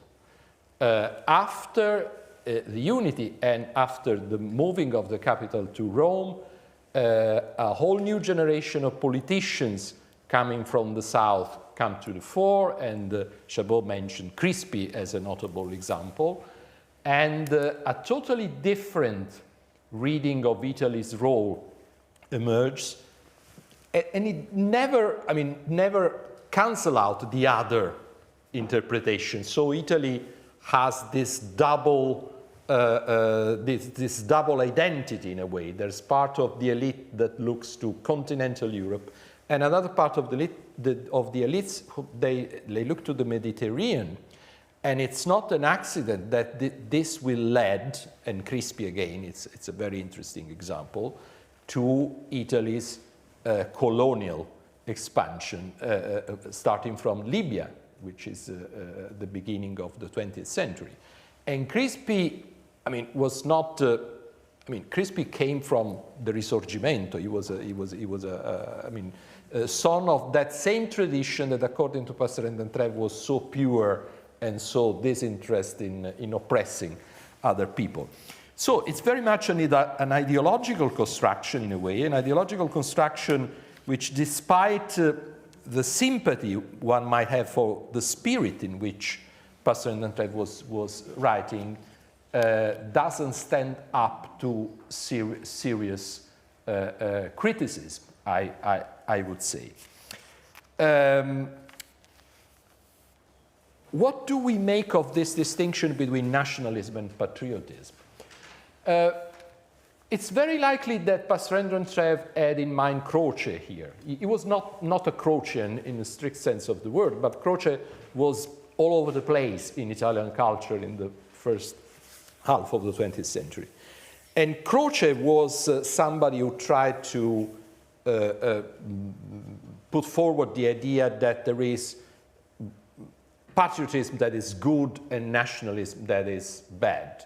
But the problem is that he never quite, and this is, one of the problems with Croce as a political philosopher, he never quite managed to give a clear formulation of this distinction. And my point, and I will end with this very short and quick remarks, is that it's not by accident, because there is no way of distinguishing clearly patriotism from nationalism. unless you do something that is not particularly interesting, giving a completely arbitrary definition of patriotism and nationalism, which is cut in such a way as to create this distinction as an artificial object. It's by way more productive to do as Isaiah Berlin did, and very quickly, the point is, first of all, taking as a given that a national aspect of personal identity is something that it's part of how human beings are, belonging, having a home, and feeling free because you are at home. This is the topic of a very good and very eloquent essay which Avishai Margalit wrote a few years ago, starting from Isaiah Berlin. So this idea is part of individual psychology. So the question is, try to understand how and why this natural sense of belonging develops in ways that become obnoxious morally and politically.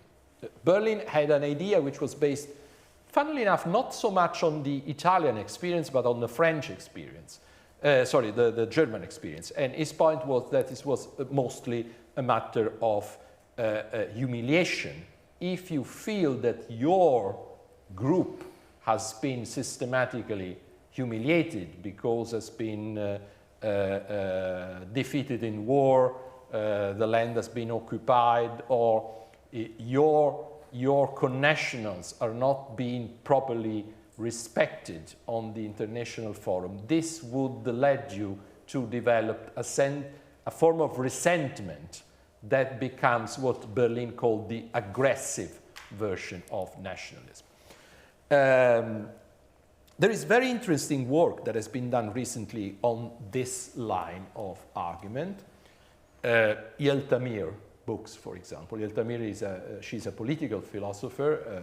She teaches in Israel, but she did her PhD here in Oxford, and she has written a couple of books which develop this idea of, she calls it national, liberal nationalism, which sounds rather badly for some ears, but it's a well-argued thesis in defense of this normative ideal. And of course, another author is an author that I've mentioned already, David Miller, in a different way, but undoubtedly David Miller is another representative. And of course, Avishai Margalit. One point that is very important, and I'm closing on this, and it's something that is very much in the air in Passerin D'Entrèves' lecture, but he never quite deal with this topic, is the very important connection that there is between memory, national identity, and the development of an aggressive nationalism. Avishai Margalit has written a very good book that again is very much a development out of a sensibility that we owe to Isaiah Berlin. And the title of the book is and he put forward a distinction which is very useful, I think, for thinking about Italy as well. There is a distinction between common memory, that in the end, I'm oversimplifying, but just to give you the idea, the basic idea. Common memory is what happens when we all remember where we were when the 9/11 attack happened. Every one of us has, in this sense, a common memory of 9/11, because we remember where we were and we connect our experience with respect to this. There is, of course, history. History is much more than common memory. It's an academic pursuit, first of all. It has all these methodological rules. And it's something that is better to keep out from politics. So it should preserve its freedom of investigation. And then there is shared memory, and I'm closing with this. Shared memory is a political category. It's an artifact. It's the way in which you give a sense of continuity to a political community which has a national identity. And the way in which you shape this shared memory, it's, I think, the crucial question with respect to the authoritarianism versus democracy alternative, which was very much in the, I mean, what Passerin D'Entrèves was worrying about in 1947.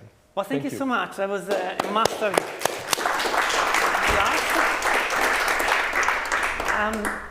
We're now open for questions. If you have any, or I have a few remarks I can make. Can you hear? Or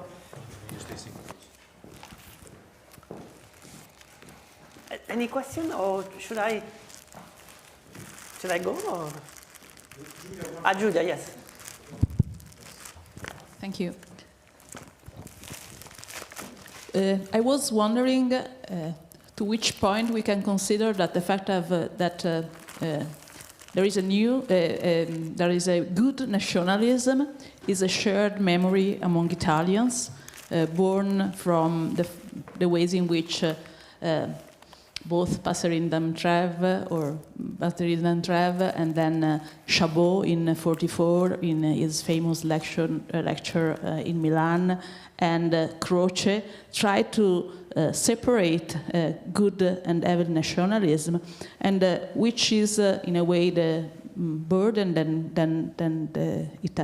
the Italian shared memory has with regard with this aspect. Because I think this is a very central aspect of the way in which Italians conceive their national identity, the way in which they deal with the experience of fascism, and the way in which they deal with the experience of interwar era.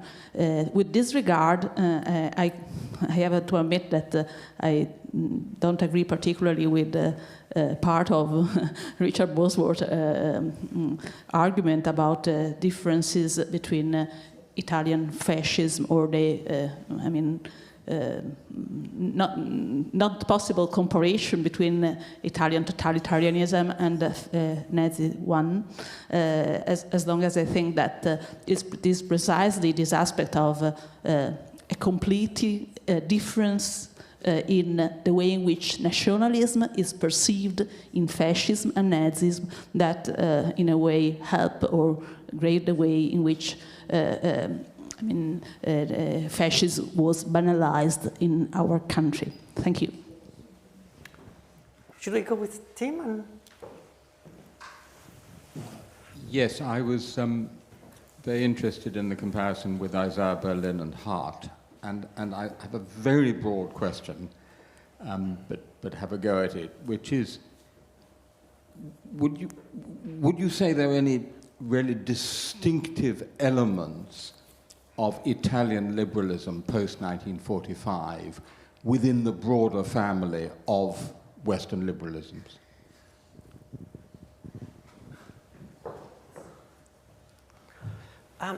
Can I say a few words and then? Yes, maybe I'll say a few words and then you can reply to the three of us. Yeah, something that also was striking me in the Passerin D'Entrèves, I was curious what you thought, is the absence of recognition of the Jewish question. You know, this is the big elephant in the room. In 1938, there was a survey by Bottai, of course, which was sent to all the Italian professors, and everybody had to sign whether they were Jewish or not Jewish. You know, and those who were Jewish were thrown out of academia.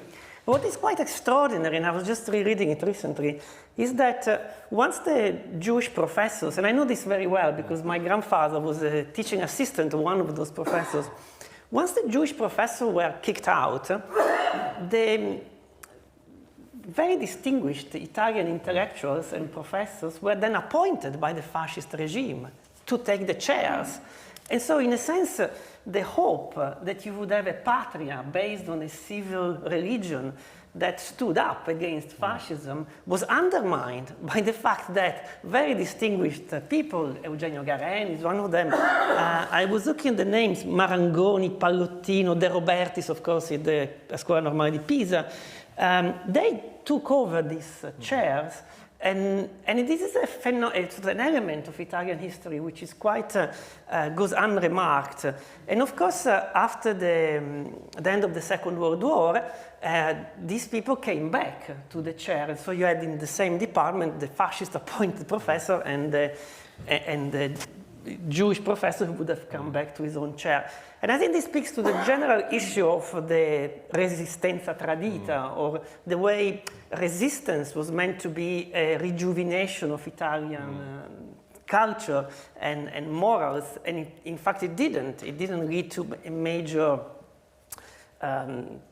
change of the state structure. People stayed in the state structure, so the policemen, the prefetto were all the same people, the professors were the same, and they were not sort of taking their chairs away. So in a sense, I was just curious if you have a view on this, and in a sense, the fact that intellectuals, many of them were tainted by this acceptance of the gift from the fascist regime, prevented the emergence of an Italy which stood up and was moral and became what I read Leo Valiani wrote is the la palude dei normali egoismi, that took over to the extent that today as well we don't remember those who refused that pact with the devil. Okay. So we have 3 questions, don't forget. I have views. The problem is just to give a synthetic formulation of these views. I'll start from the first question. My straightforward answer would be that Italy doesn't have a shared memory in Avishai Margaret's sense of the expression. There was a deliberate attempt to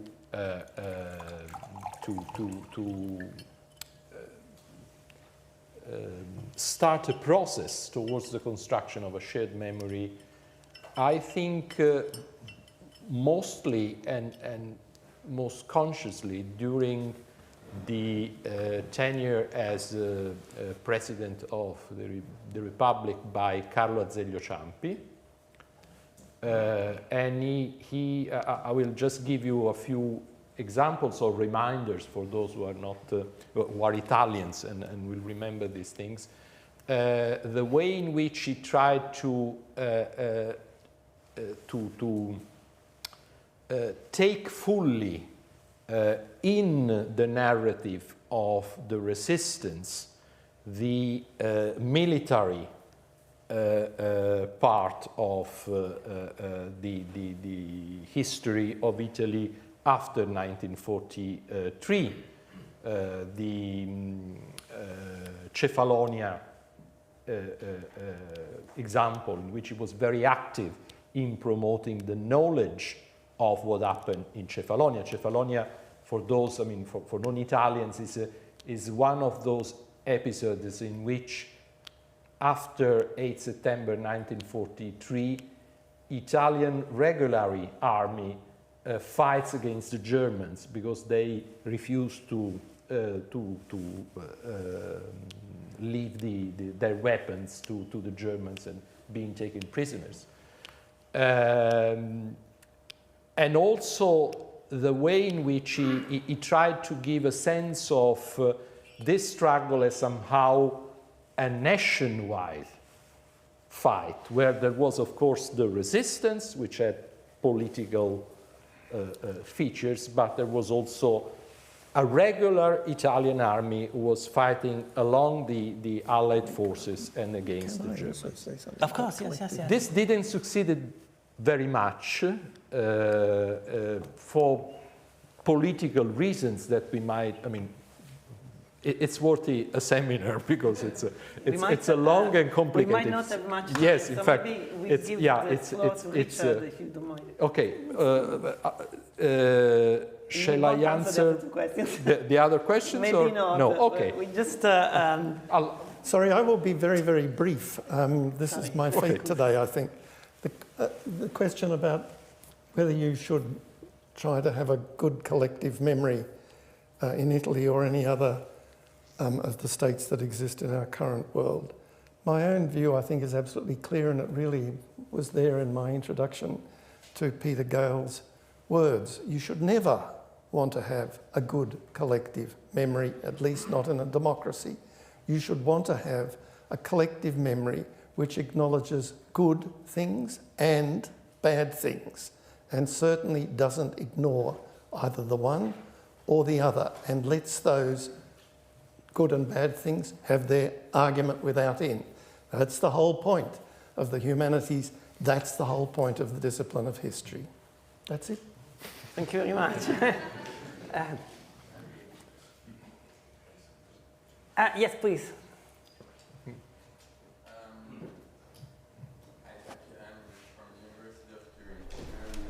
About the shared memory, I was wondering if the problem is who should be the subject with this shared memory, because, for instance, I was saying, with reference to the idea of shared memory, the problem is who is the subject who should have this memory, because, for instance,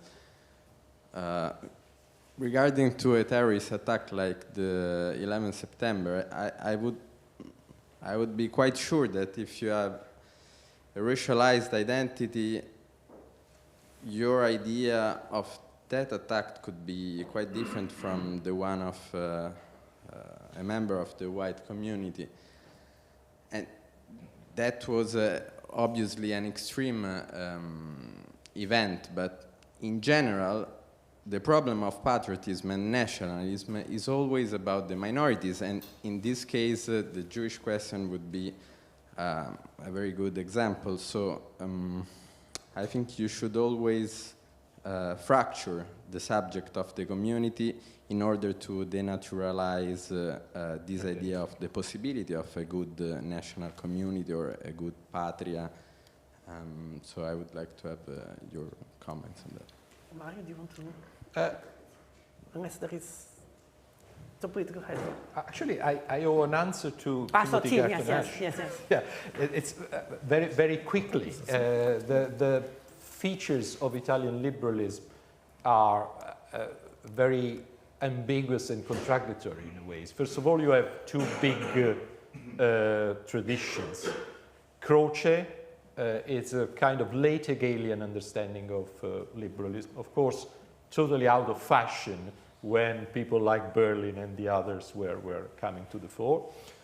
And this small group, but very active and very, very, very influential in the long term, of mostly economists who were attached at the University of Turin. The most notorious is, of course, Luigi Einaudi, but there's a whole group of people who were, in a way, pioneers in the what now is called public finance. And still in the, I think, 50s or early 60s, people like James Buchanan were coming to Pavia to study the papers of those pioneers. And this is a kind of liberalism that is a form of classical liberalism, basically. So it's slightly more conservative than the brand of liberalism that we associate with people like Berlin or Herbert Hart, or of course John Rawls. It's a more socially conscious liberalism. Of course, there are nuance. I would put Rawls on the left of Hart and Hart on the left of Berlin, but these were people who, for most of their life, I mean, the British in this group were associated with Labour in its more liberal phase. I mean, the Roy Jenkins and all and background. In Italy, we don't have nothing like that, nothing at all. There was an attempt to basically create ex nihilo a tradition like this in the late 90s, I mean, with the original idea of Partito Democratico with Salvatore Vecca and Michele Salvari, but it never took roots in the Italian soil because it was completely alien. And in the meantime, the world was changed. I mean, these people were going with the high tide of the golden age of social democracy. And with the 90s, and even more with the new century, we know that a completely different story starts. So with that kind of liberalism is on the defensive more than I mean, it doesn't have this sense of triumphalism that it had in the 60s or in the 70s. So this is the short answer. Then there are a lot of nuances, of course. Can I also just say something about the fascist participation, the fascist and the Italian participation in the Holocaust, which was obviously an appalling event, and Simon Levi-Sulam has shown very plainly how many ordinary Italians participated, and not just people taking over university chairs that they think, wow, I've suddenly been able to move to Padua from Messina. Or Turin, as in the case of Passerin D'Entrèves. But it's a countrywide thing, and that's part of the black memory of the Italian nation that the Italian nation ought to remember. However, it is also true that when it comes to killing fields, as I said in my paper, numerically, there's absolutely no question that where killing occurs under the fascist regime, it's in the Italian Empire. And it does seem to me that that's where Italian historians have tended to be very metropolitan, very Eurocentric, and there is now some fine work being done, but it's still very much a minority interest and easily forgotten.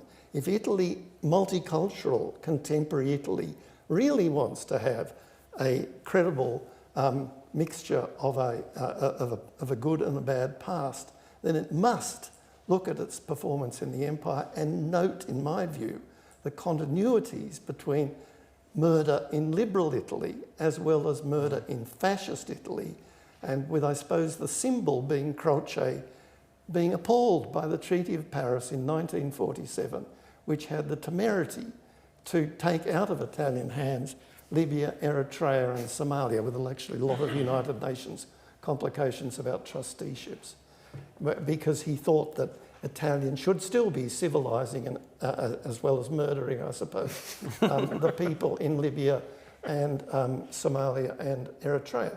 And on another little one, of course, this is a very sort of the useless fact that historians like to throw in to waste time in talks. In 1911, the year of the opening of the Victor Emmanuel Monument, my God, the year of the opening of the Victor Emmanuel Monument. A few weeks later, Italy attacks Tripoli without declaring war on Turkey. It launches an aggressive colonial campaign onto the vilayets of Tripolitania and Cyrenaica. What does it call that part of the world? Borrowing from Latin, Libya. So there is Romanità.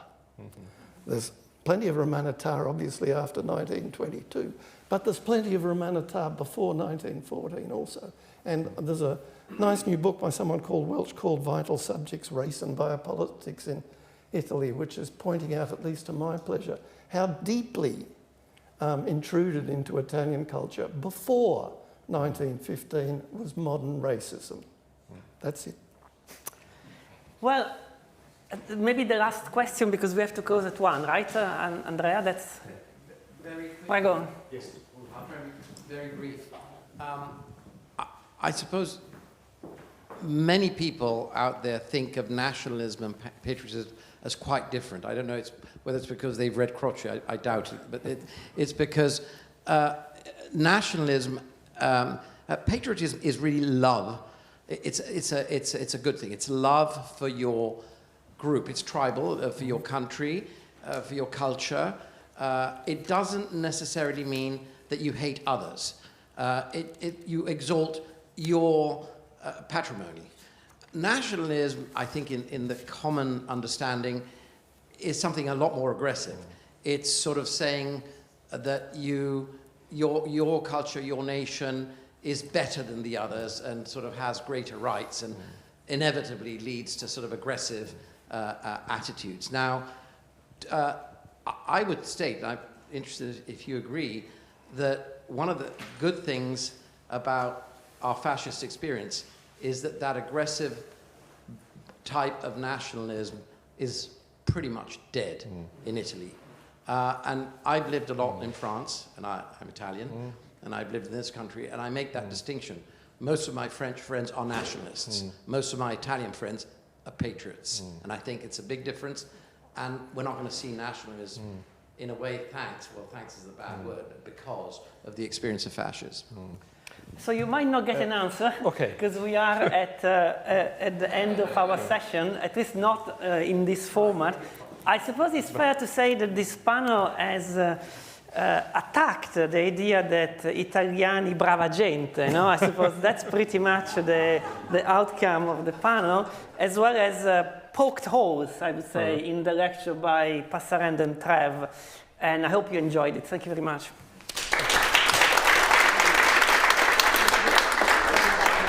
So we are serving a light lunch in a room in front of the auditorium, and we will start sharp again at 2. I don't know, sharp, what, shall I use Italian times? So let's say, so around 2.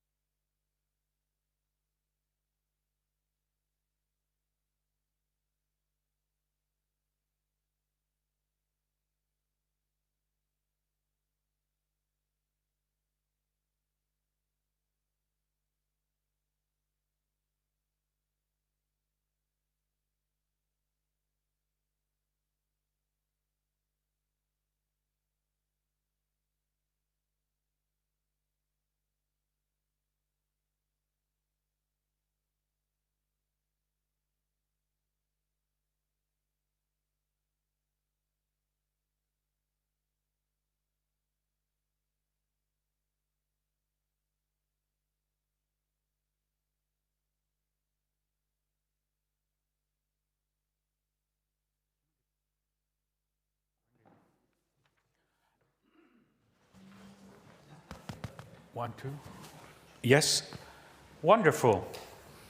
Actually, we are starting at 2:01, so indeed sharp. So welcome back. And this is our third panel for the morning session, afternoon session, and is Italian legacies, ruptures, and continuities.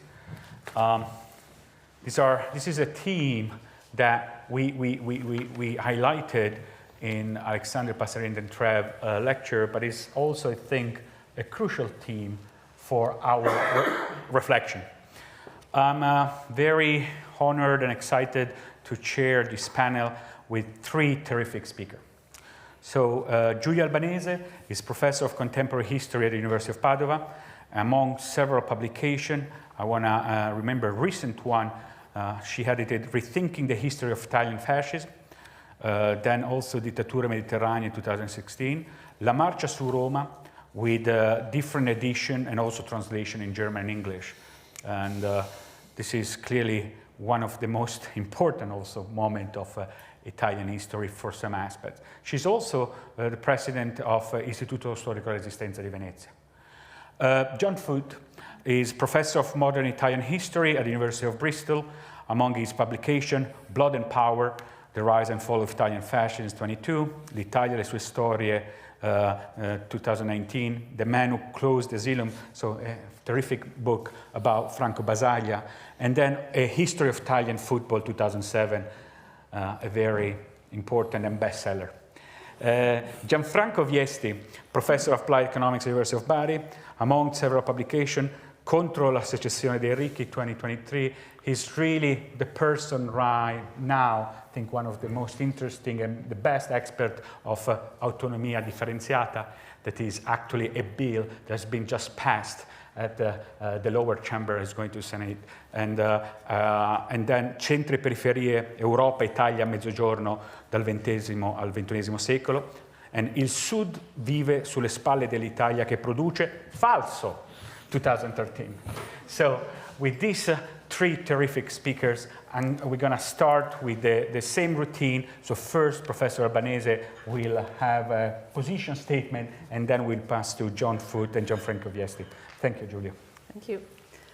It is a great honor for me to be here to celebrate the inaugural lecture given in February 1947 by an anti-fascist philosopher and thinker such as Alessandro Passerin D'Entrèves. A speech of great diplomatic value for the Italy of 1947, marking the resumption of academic friendship between Oxford and Italy after the war and the beginning of the new political phase in Italy. And I'm happy that the context of this lecture and of the political trajectory of Passerin D'Entrèves has been already speak about in the morning by Professor Bosworth and Varese, who enlightened points which are very relevant in order to understand this speech.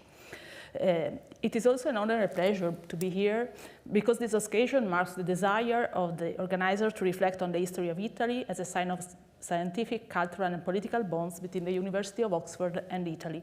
A bond, if I may say so, that has been particularly cultivated, I think, not only with Italy after Brexit, as a sign of the impossibility for the scientific community to limit its scientific objective and exchanges to the national community. And I think that we didn't discuss this in the morning, but it is equally important that we are here discussing in this moment, which is a fundamental moment both for Italy and Britain, and for the ways in which intellectuals can deal with the past, present, and future of their country.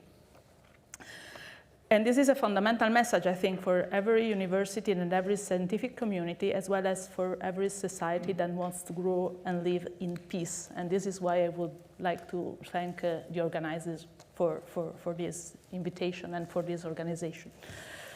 The speech by Passerin D'Entrèves is very relevant for the issue we will reflect in this panel.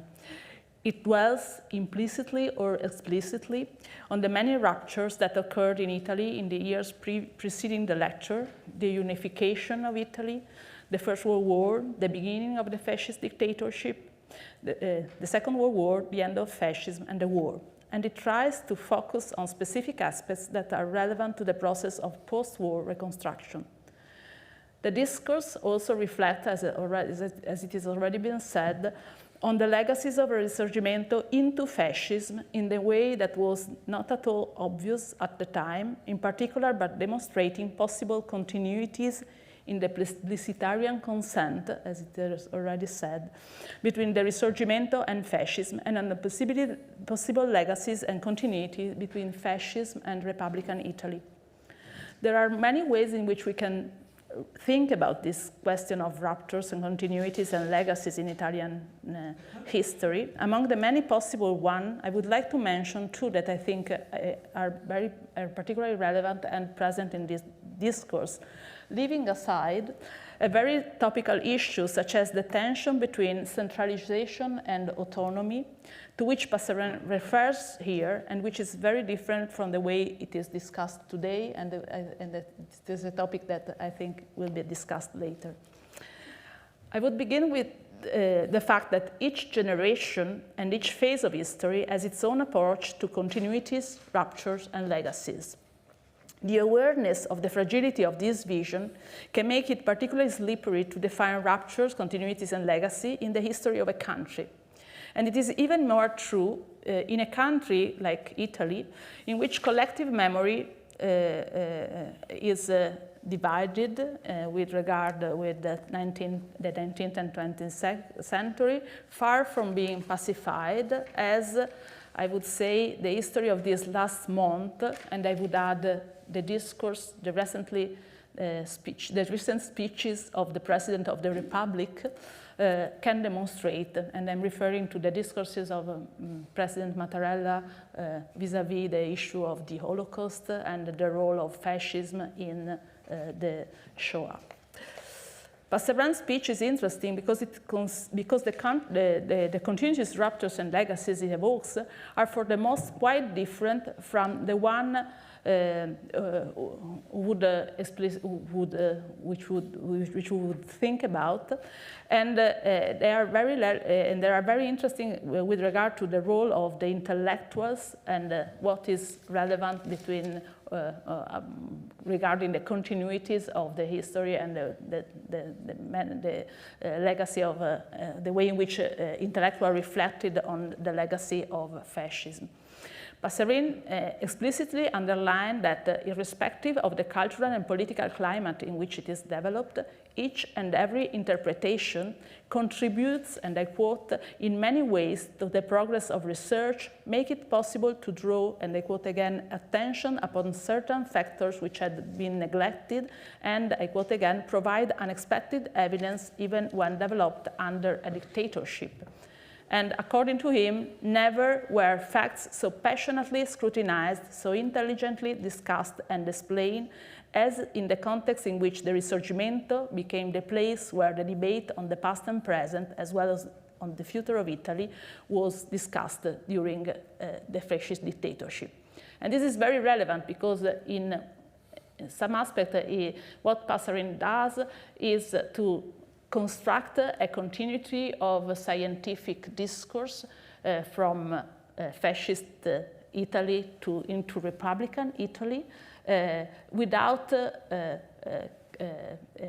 eluding the fact that the part of this discourse is widely intertwined with the political state of the country.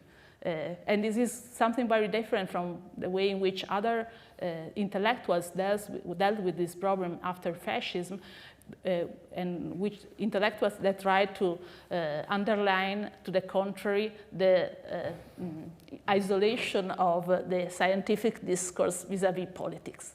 And what Passerin does is explicitly point to this relationship. This is a very meaningful vision, which would require to be discussed deeper on the role of intellectuals during and after dictatorships, and in general on the role of intellectuals vis-à-vis political transformation and upheavals. But this would be the theme for another panel, and I'm not dwelling into this. But it is fundamental to understand the condition in which Passerin operated in 1947 when discussing this issue, and the condition of legitimacy of the way in which he constructed his own past and his own way of constructing an idea of Italy. A second element that I would like to highlight here is how Passerin D'Entrèves in his speech affirmed his belief that recent historical experience had cured Italians and had prevented them from falling prey to evils such as authoritarianism, nationalism, centralization, and demagogy, something that has already been quoted. Considering Passerin D'Entrèves' experience in the resistance and his role in the government in Val d'Aosta in the immediate post-war period, this statement is rather disturbing, I would say, and seems to be a way of closing off any question about the fascist past of Italy, that in a past that had already be overcome in a way, and which had permitted Italy to experience the first and longest fascist regime in the history of Europe, something that does not fit with the role of the intellectual and not even with the earlier part of this speech. However, a different context emerges from other writing of Passerin D'Entrèves. In a letter to the historian Federico Chabot, with whom he shared his Valdostan background, his experience of the resistance after a life and career in the shadow of the regime, something that both Chabot and Passerin experienced, and the experience of high-level administration after the war, Passerin D'Entrèves confessed that in the previous month, we are in July 46, he had witnessed the development of what he called a neo-fascist mentality and the reappearance of, and I quote again, an old national imperialist context. This brings us to the fact, explicitly, to what Professor Ricciardi mentioned at the very beginning, the fact that this discourse is crafted in order to say something to the British, which is not exactly what Passerin thought. And Passerin also said the mass of our compatriots seem to have learned nothing from our misfortune, almost the opposite of the speech made in Oxford. There is a great distance between the certainty expressed in the speech of 1947 and the private concern of the summer 1946. A difference that cannot be explained by the passage of time, but rather by the political and civil choice made by Passerin to respect the context and the moment, but also to avoid giving space and word to the fragility of Italian democracy and to the fragility of the political moment it was living through. Nevertheless, Passerin warned his public of the dangers that threatened the country, shifting the discourse, and referring to the religious and political and cultural spheres that could wish for the victory of intolerance over freedom and of the past over the future. 75 years after this speech, we can see how the certainty expressed by Passerin D'Entrèves that the Italian had been cured of the evils of authoritarianism, nationalism, centralization, and demagogy do not apply today, and not only in Italy. Nevertheless, we can ask ourselves whether these evils are the expression of a straightforward continuity with the past, or whether there have been moments in the last 75 years when the interplay between continuity and ruptures could have developed differently. This is not just a question without consequences or a theoretical question. It permits us to ask ourselves whether the legacies to which these evils are linked need to be discussed with reference to the past and which of the possible pasts of our country and of our continent, or with reference to a present and a future that we need to understand in its own specificity and in its own novelties, in order to make democracy, freedom, and justice prevail. And this is to say that when we discuss the issue of continuity and ruptures in the Italian context today, and we refer or rethink to the role of the past in order to define the political ideology and the political belief of part of our governors.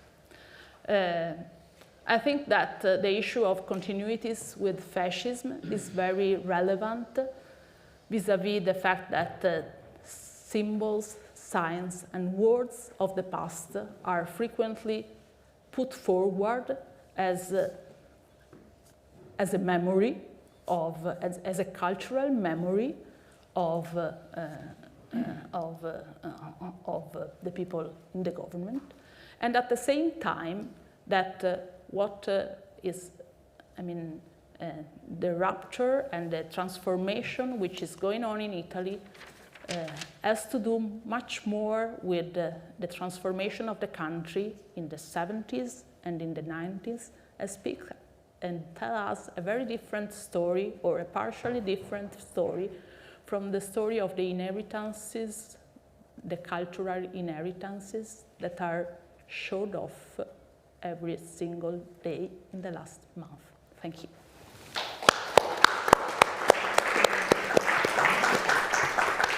Thank you very much. Please, John. Hello, everyone. I hope you can hear me okay. So in the brief time that we have, I just wanted to, I've got some reflections that come out of the lecture that Andrea sent out, which was absolutely fascinating, I'd never seen before. And I want to draw a few other conclusions and remarks about memory, which has already been raised, about the Constitution and anti-fascism, which seems very relevant today, and about how we can study Italy, and what things perhaps we should avoid, and what things we can, what kind of tropes we can think about when we're studying Italy. The first thing that struck me, and this is very much linked up to what Guido said this morning as well, is this extraordinary fact of Passerin D'Entrèves saying he was basically an enemy alien. And this, you know, this incredible moment of him giving this lecture in this political position of darkness, of almost existential crisis. He says, I think he says, the one thing that can be said is Italy has survived, which is pretty low bar for, a moment of history for a country. We've survived. You know, that's the best thing we can say at this point. So it comes from this 47, 46, this dark moment. And it struck me also that the fact of the war between Italy and the UK was never really part of post-war memory in either country. Whereas Germany, Italy, Germany, UK is a crucial part still today of memory and tropes and stereotypes and football chants and all kinds of things. But the Italy thing never came into either a sense of what happened, becoming part of memory or history, or as a part of understanding either country. And I think that's a really interesting thing to think about, this made me think about it. And I wonder if it's another example of the, Filippo Focardi's good Italian, bad German. It might be that.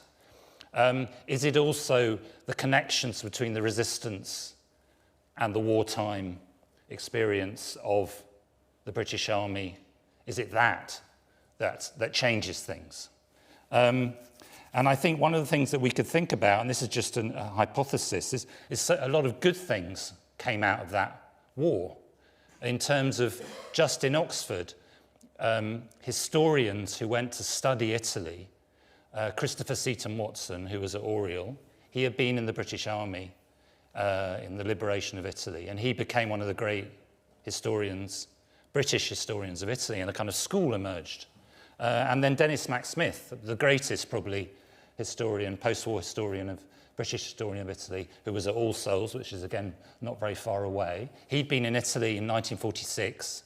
He'd gone to stay in Croce's house, and had spoken to Croce, and Croce used to get up at night apparently and study, and would sleep in the day. And they had all these discussions between Mack-Smith and Croce in his nightshirt in Naples. And you know, that encounter, these encounters through the war, through the post-war period, became part of an attempt to understand Italy by a different culture, which became also part of Italian culture because Max Smith's books sold, you know, enormous amounts in Italy itself. So something's happening there with that war experience, which I think is very interesting. And Passerin D'Entrèves is kind of part of that in a way. You could also think of someone like Denis Healey, the great Labour politician who had been also in the army in Italy and came back and became one of the most important post-war politicians, spoke Italian, had that connection through that war experience, this encounter. So I thought that was a very interesting thing that came out of reading Passerin and thinking about that, why that absence and that presence in post-war both countries. The second thing that I think is a bit more negative about that lecture is it's an example of a history that we would never do now, a way of understanding history that, and this was raised already this morning, that it's very much a method that is of the past. And I felt a kind of methodological distance reading it. I mean, of course, I've read a lot of material like that, but it felt like a way of understanding history which was not social, which was not micro, which was very much made up of very big massive judgments and tropes and stereotypes, sort of great men version of history. And there are some actually things that he gets, you know, without being rude, quite odd phrases in there. He actually writes this sentence: Italy has never been the land of extremes. Now, that's very odd in 1947 when you've just come out of 20 years of fascism, and you know, what's going on with that? It's very much the parenthesis idea, isn't it? Fascism, oh dear, but that wasn't really Italy. That was something else. Let's put that there. But because we're not really extremists, this is kind of not. This is not part of us. And I think it's an interesting idea, but it's also very strange. And it's maybe there's also an attempt, a sort of idea that yes, he is trying to understand fascism, but is he really? Does he want to move on? Does he really want to talk about Risorgimento? He doesn't want to talk about something that maybe it's too raw, or maybe it's too uncomfortable. And some people have talked about his role in the 30s and taking the chair. Well, you know, maybe that's a kind of unconscious decision not to talk about those things. So I think there's a methodological kind of, it's a period piece of its time in that sense. More generally, memory. One of the things that he's looking for in that lecture, searching for, is this kind of, he talks about this lack. He calls about where is the thread, where is the coherent whole that holds Italy together, these ruins. What is it? And he's looking for that, and he doesn't really find it in the lecture. And I think that's the search you'll find in a lot of historiography of Italy. You know, this so-called lack of collective memory, this lack of unity, this lack of territorial unity, these divisions, and that's seen as a bad thing. Okay. Now I sort of turn that on its head. I think instead of writing about what's not there, let's write about what is there. You know, there's this tendency to write about Italy's not a UK, it's not Germany, it's not modern, it's not efficient, it's not uncorrupt, and all these things. It's not.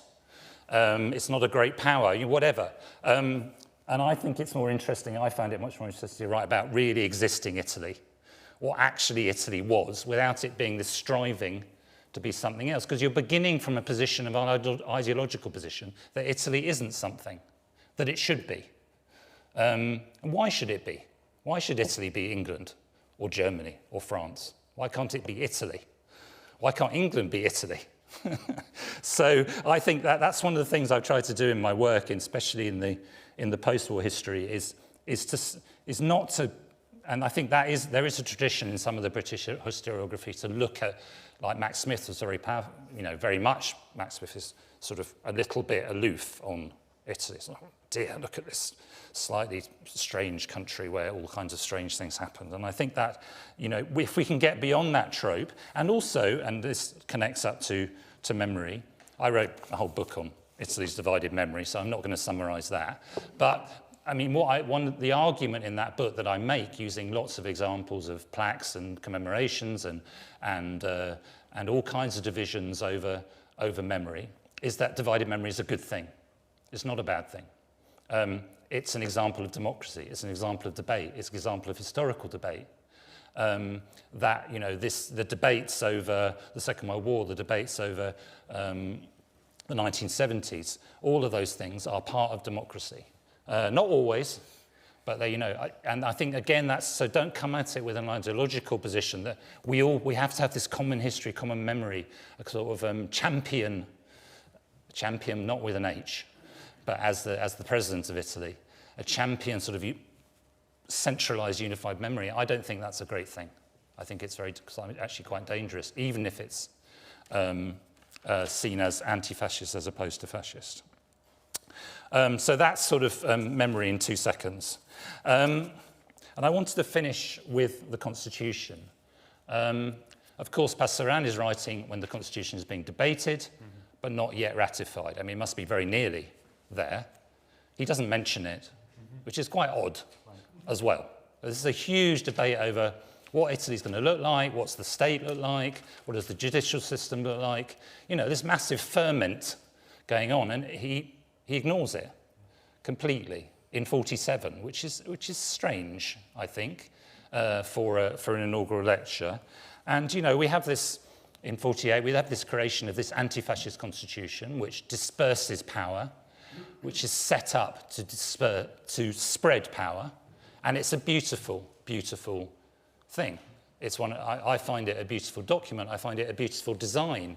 If Italy survived, all of it survived in post-45, didn't become a dictatorship, with all the violence that Andrea talked about, it's also because of that constitution, because of the way it was drawn up, because of the way it set things up. So even Berlusconi couldn't become all powerful, because he couldn't.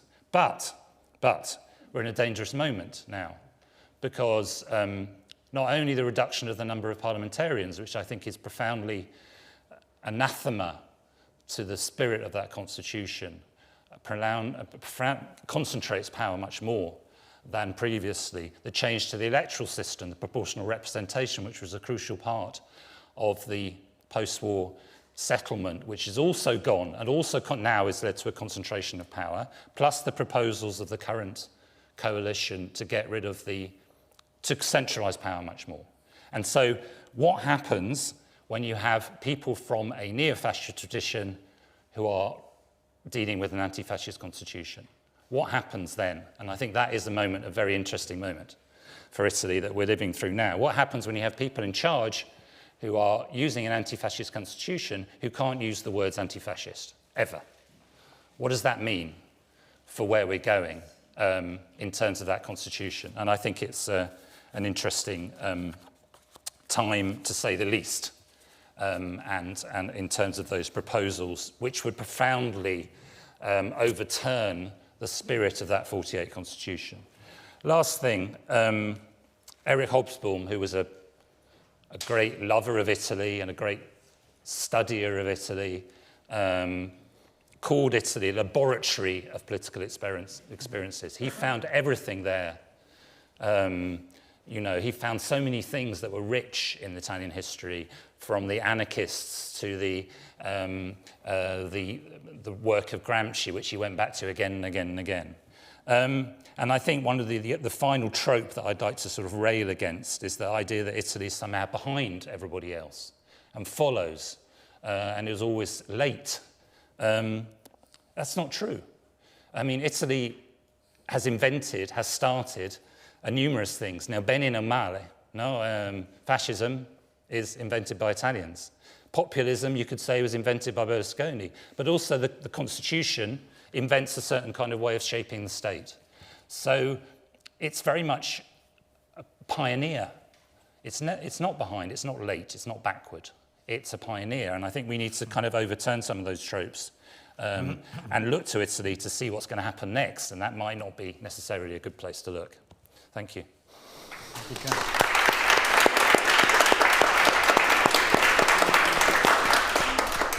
Thank you very much, John. And Gianfranco, please. Yes. The floor is yours. Yes. I'll start. Okay. Good afternoon. Thanks for the invitation.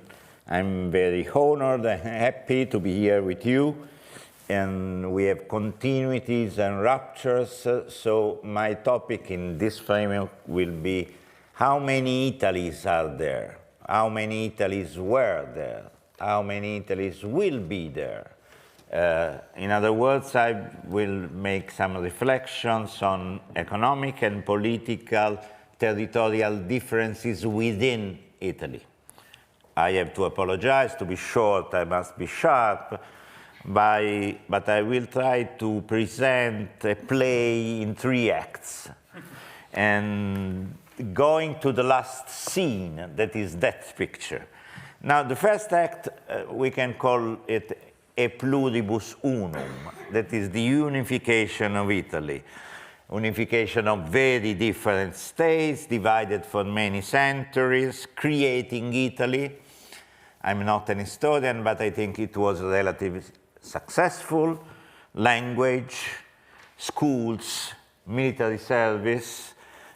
From an economic point of view, railway system, internal trade, exchange of goods.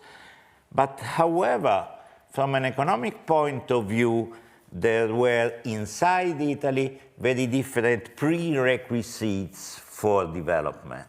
In the north, literacy was higher. There was already a transport network.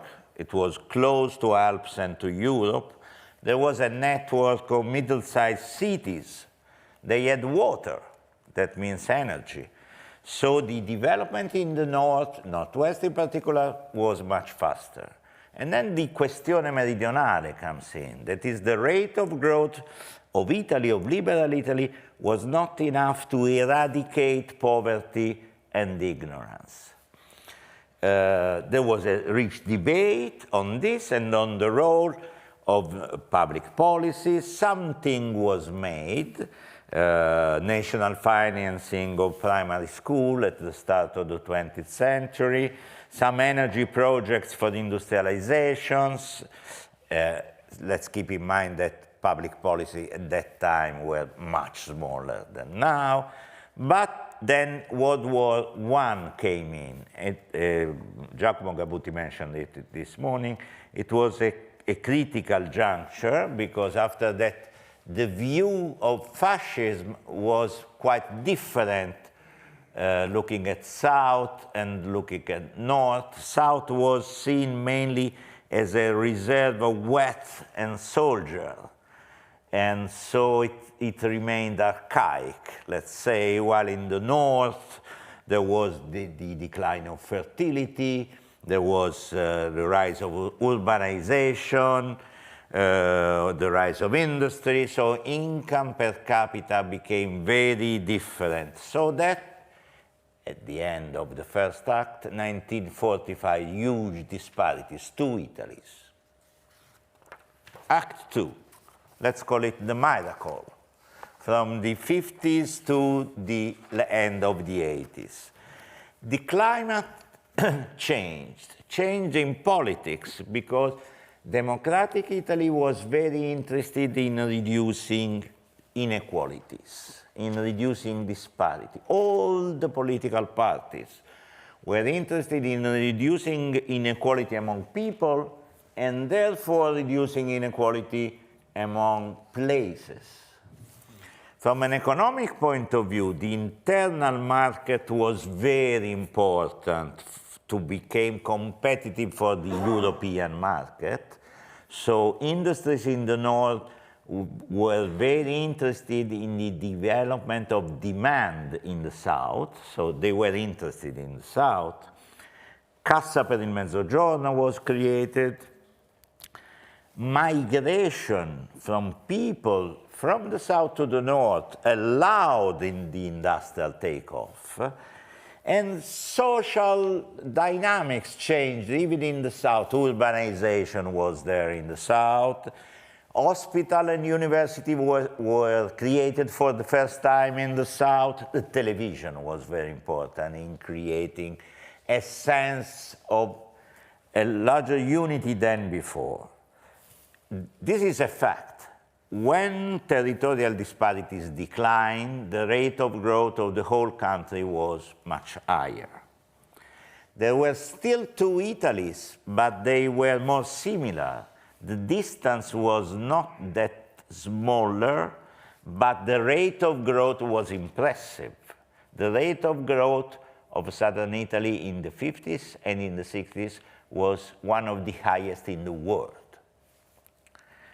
But after the oil shock, the Italian economic model became less sustainable, and public spending was in the center of the stage, accommodating for all the needs, very generous pension schemes with early retirement for the North, very generous industrial subsidies with the creation of works in the South. And there was a consensus for this. People from Sicily, as well as people from Veneto, they voted for the Democrazia Cristiana. But then, end of the second act, third and final act, that is the decline from the beginning of the 1990s to present days. The shock came in, political, economic, and financial crisis, with the disappearance of all national political parties, new political forces with a very different economic approach, pro-market, less interested in public policies, not only the internal shock, but also what happened in the international arena is very important to understand how many Italys are there. Globalization with trade and global value chain means that the internal market is less important than before. The single act and competition EU rules means that development policies are weaker. The big enlargement towards Eastern European countries changed dramatically localization advantages in Europe. It created what I call the manufacturing core of Europe. The North Italy is a part of that, Southern Italy is cut off. And then Maastricht and the Stability Pact cut the possibility of public spending, and then immigration in Italy with people from developing countries going mainly to northern Italy, substituting for internal migration. And in this completely different scenario, the Northern League came in, a territorial-based party. They explicitly called for two countries. But their idea, I'm sharp to be short, their idea was basically that the North could go with Germany in the Euro, and the South, the Center-South, remained outside the Euro. But when Euro was created and the whole of Italy went in, this appeared impossible. And so it started in an internal war, a war on resources, in this scenario in which public spending is much smaller, tax reduction is a must for all political parties. The last 30 years were characterized by this fight on scarce public resources. And their claims were padroni in casa nostra and teniamoci i nostri soldi, was clear about that. Now what matters is that the support these claims received were not and are not limited to Lombardy and Veneto, but they spread all over northern Italy, and they spread politically.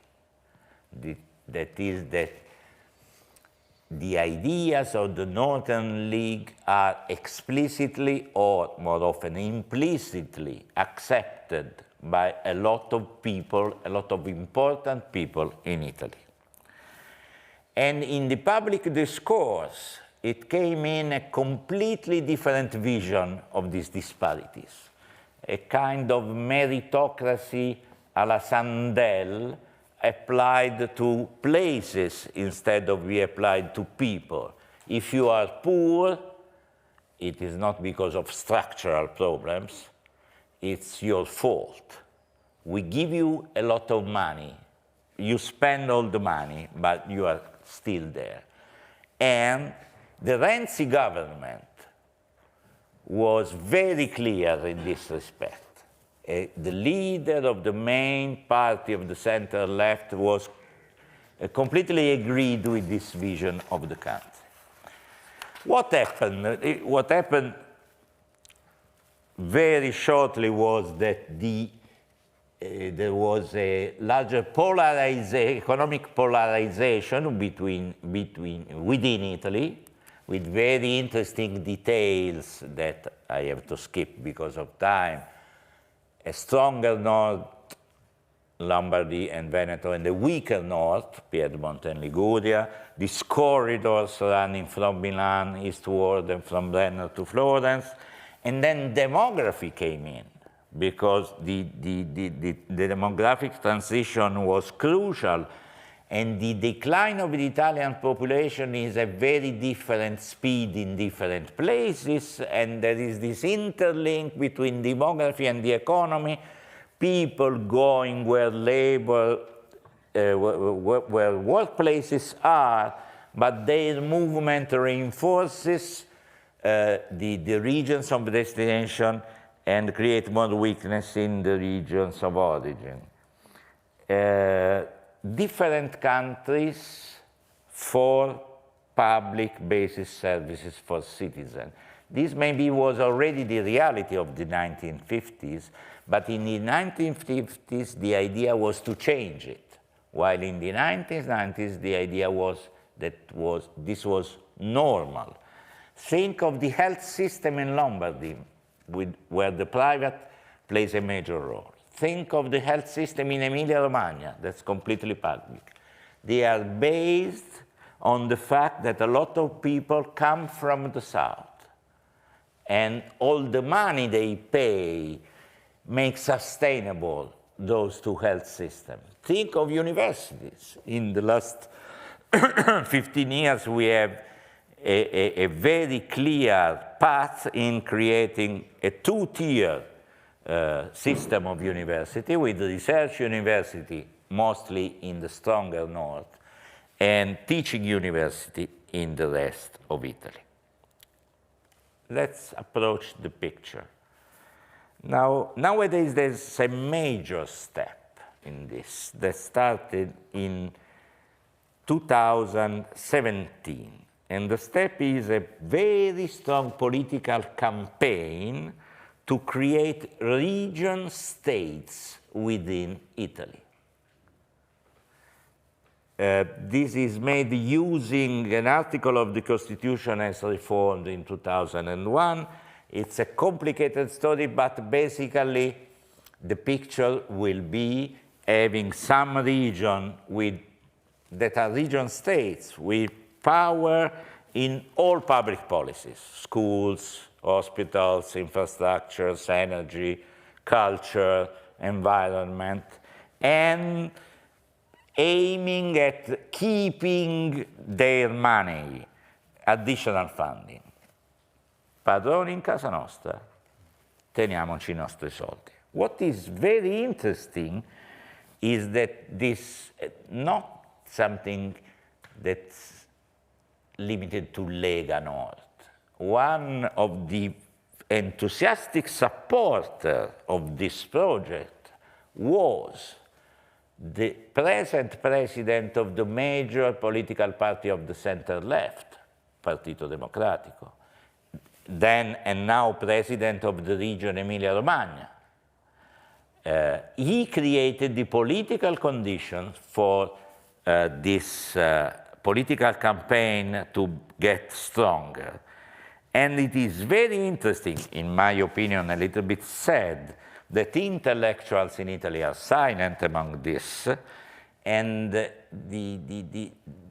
again, my opinion is that it's not a nice story. Territorial confrontation will increase, and this is a sign of danger for the future, because I think, I hope to be wrong, but I think that a quite important part of political economic elites in the North do not believe anymore in a common future. They are interested in the future of their communities, of their regions.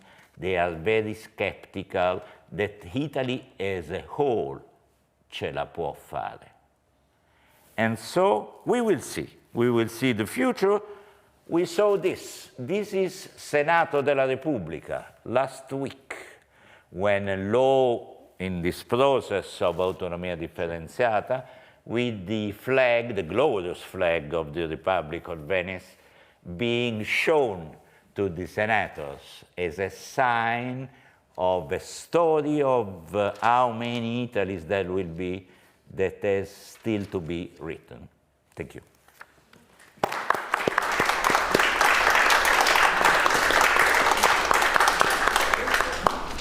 I would like to collect a few questions. I just want to highlight a couple of points, and I thank you again. So, Julia, thanks a lot for several points. I think I want to touch one of the last points you made, that is the importance of words and symbols. It seems to me that maybe for several aspects we think, and we thought that we were post-material in the sense that material factors were not any longer so important, and therefore, we thought that we could focus more on the way we speak and how we also share symbols and signals. But it seems that now we're trying to normalize different symbols that a few years ago in Italy were not acceptable. And also, recently we had actually a big debate about whether we can tolerate or not saluto fascista in collective gathering. And the debate has been, well, it depends if you're commemorating one person or if you are there to try to organize a legacy of the fascist regime. I think this is a crucial debate, and I'm an Italian, but I'm an Italian that has a very interesting perspective because I live mostly my time now here in the UK. And it seems to me that the debate didn't really sound like a debate. There were some positions where, say, this is not acceptable because we have a legacy. So John fought a constitution that is anti-fascist, and so we cannot tolerate that. And the other debate or point was, well, I mean, these are minor things, and anyway are individuals at the margins of the society. So are we really having a debate, or we are just polarizing on the normalization of certain facts, signs, and symbols? Of course, I want to also touch the point that John mentioned about one very important reform that we are discussing. This seems a critical juncture. That is the relation of the Prime Minister with the Parliament. So whether, we will elect directly our Prime Minister, that now is actually Presidente del Consiglio, not Primo Ministro. We use Primo Ministro, but the relation is clearly a relation with the Parliament, and the Parliament is the center of the government. So here is not a possible critical juncture. And some intellectuals are saying, actually, it's not a critical juncture, no worries. We can tinker around. Everything will be fine. We are not a land of extremism, using the quote of Passerin D'Entrèves. So it's fine.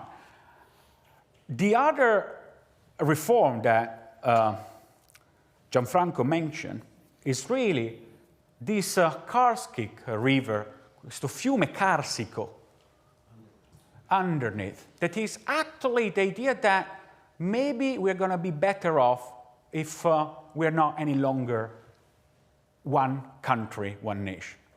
And this is an important point of discussion. And by the way, Gianfranco was saying Lega Nord, but it's not any longer Lega Nord, it's Lega.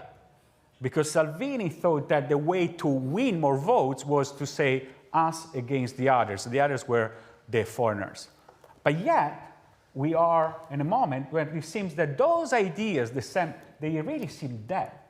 Actually, there are bills that are going to be passed, most likely, and will have, as Gianfranco say, major implication on the third act. And maybe we'll have a fourth act. It will be not any longer a decline as a country, but we could be a separation of trajectory and lives.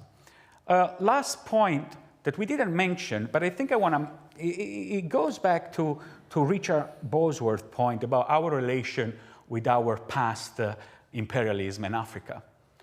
We just launched, that's not true, we don't really, well, there is a legge delega called Piano Mattei. That is a very interesting pitching and framing, because Mattei, for several reasons now, he seems a very important figure that can be shared among our collective memory. And this plan is an investment plan in Africa. I think this is an important point of view, because clearly it's something that the Prime Minister thinks will be a challenge, the relation between Africa and Italy in the future. Of course, it stays in the logic of aiutiamoli a casa, in the sense that the only way to intervene is to intervene there and then stop the arriving. One of the problems that is unclear what the Piano Mattei is going to be. And another problem is recently, 2 days ago, the representative of African Union said, we wish you had shared the plan with us and we could discuss. So there has not been, and maybe this is a heritage of imperialism, the fact that we can bring a large sums of development, but we didn't really discuss with the local voices when, how, and why. So critical junctures, accepting, tolerating symbols, the autonomie differenziate, presidenzialismo, direct election of a prime minister, and Piano Mattei. It seems we are facing some important aspects. I'm going to ask you if you have any questions, and then we can have a second round of reactions. Any questions?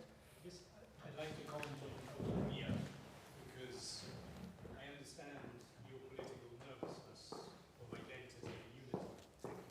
But there is a counter-argument that says you're in a better position if political accountability is local, because people worry about transportation and health and the rubbish and the street lighting.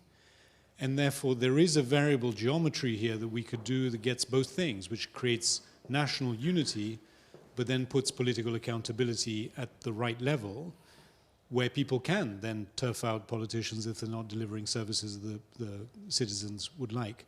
So there is an argument that says a bit more helps. And in fact, I'd use England as an example of over-centralization, patently not delivering what the citizens want, right?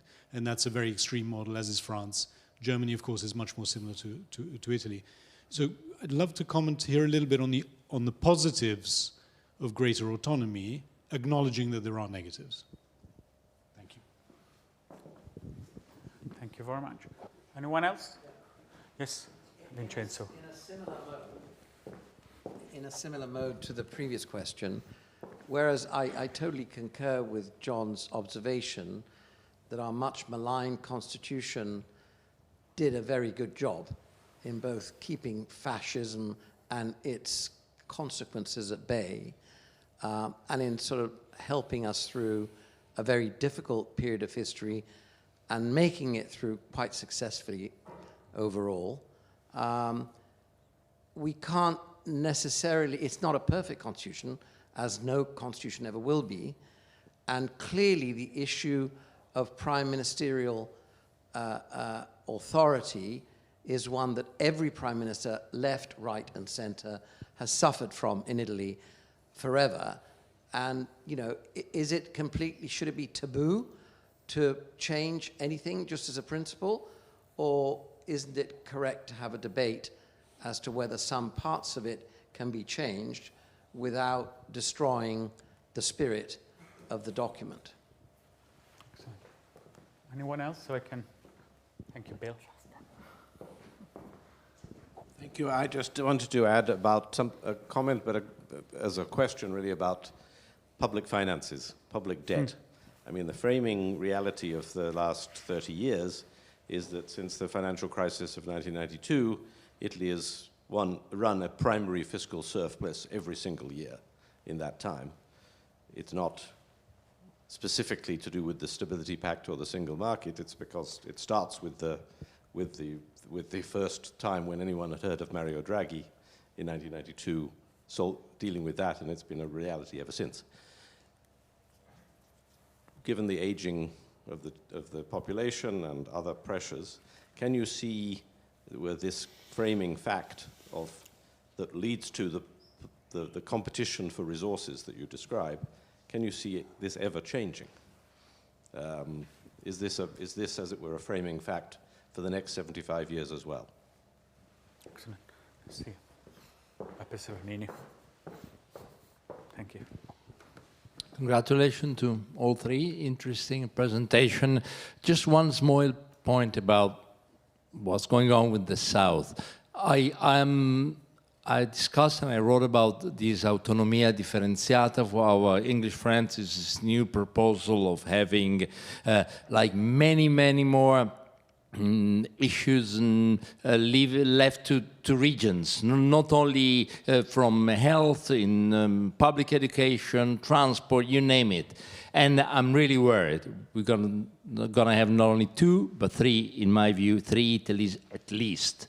But isn't it the case to bring up what the southern Italy's establishment has done or has not done to bring this temptation to the current government? I mean, with the moment, just one example, when tourism was left to Italian region, tourism, okay? Immediately there were the most extraordinary expenses all over the world. Campania region built a Taj Mahal in New York. I mean, with lots of people pay big salaries, huge buildings, and didn't make any sense. And other regions did the same. I just pick tourism as one. So the idea, my worry is that at least there was a responsibility, it's not for me to say how big, for the southern Italian establishment to bring this problem and this danger to Italy. Because I agree, it's a danger. Would you agree with me? Excellent. I think we can move. Oh, sorry, did I miss someone? No, sorry. Okay. Okay. So if I'm not wrong, there is a question about centralization, accountability, with also Severnini pushing on further on it. Then we have a question about, though it's going to be very hard because I know no one is a costituzionalista here. I'm a political scientist and I can make some points, but I'm happy that everyone can reply to Vincenzo Morelli about the reform on the Presidente del Consiglio. And then we have Bill points about the deficit and so the economic outlook and performance given different structural aspects of Italy. So who would like to get started? And also, Julia, in case you have any reaction to other points, you're also very welcome to jump in. I know that Gianfranco, I guess you have at least 2 things you have to address. Would you like to crack? Yes? Thank you. As you prefer. Please, Gianfranco. Autonomy is, in my opinion, a very positive word. I do not believe at all in centralization of powers. In Italy, we already had that experience in the past. And I'm very interested in the territorial disparities in the UK, and in particular in England, with lagging cities and regions asking for more decentralization as a way of reducing disparities. So we need not only a general discourse regarding autonomy, but a specific discourse. The the level of decentralization towards regions and cities in Italy is on European average. So we are not so decentralized as Germany, but we are more decentralized than France. We decentralized a lot of powers to regions. And this is, for political scientists, a very interesting theme of accountability with the direct election of the president of the regions, which real power remains in the hands of citizens vis-à-vis their regional government. And we have some very interesting powers in municipalities, and that in my view are very important arenas for building public policy with a direct participation of citizens. In any case, it's a matter of subjects, different subjects. When you have national systems like energy or railways, regionalization has a lot of cons, very few pros. When you have externalities like environment, this is the same. So it's a matter of balance. What about this process in Italy? First, decentralization is absolutely huge. It's about everything without discussing the pros and cons. Second, the decentralization is only for some regions and not for all the regions. So it's a matter of a kind of rush towards power. No country, except for the Northern Ireland, Scotland, and Wales, that differ a little bit in their powers. In continental Europe, we have no experiences of differentiated power for the same level of government. Lenders are very powerful, but they have the same powers. They make different choices using those powers, but they have the same powers. So differentiating so heavily among regions must be discussed. And the last theme is money, because decentralization should not be equal to disparities. So you have to create a financial architecture that is in the Italian constitution, so that every region and every municipality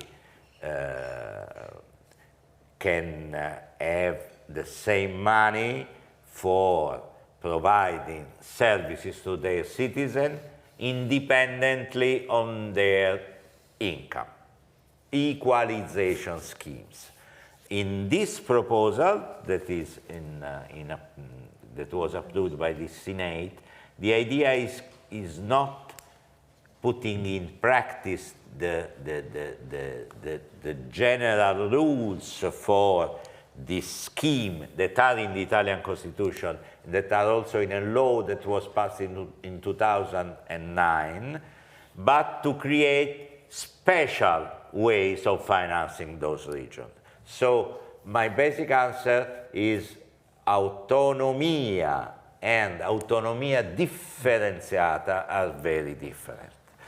Many Italies, yes, this is very interesting, especially within the center-north. There are many center-norths. Yeah. The south remains a little bit similar. Right. But within the center-north, there are many very interesting differences and disparities. Let's take Marche, that was the Italian dream, regions that specialize in made in Italy goods, with people getting richer in a couple of decades, experiences a very tough time, and this again has very important implication for political participation and for the votes in those regions. So many Italies are shaped by many forces, history and geography, and efficiency of local government. Measuring the efficiency of local governments, of regional government, is not easy, but it can be done. What can be said is that the efficiency of local and regional government in the south is lower than in the center north, and so this is a part of the story. The health system in Emilia-Romagna, I said, is designed for people coming from the south. The good question is why health system in some of the southern regions are not able to. It is not only this, there are different reasons for disparity. In any case, ruling regions is not the same. A ruling backward region is more difficult than ruling advanced regions. We also have to keep this in mind. This is not at all an excuse for those who ruled badly, but we also have to keep in mind this. Emmott question, I have a very short. We ran primary surplus for 30 years, and we got with a higher debt GDP ratio. Why? Because the GDP was not growing. So austerity is not enough without pro-growth policy. So let's discuss pro-growth policy and productivity policy. The main reason of the Italian public debt so high is not so much public spending, but it is productivity stagnating. Sorry, it's just a sketch, but it's the best answer I can give in a couple of minutes. Thank you.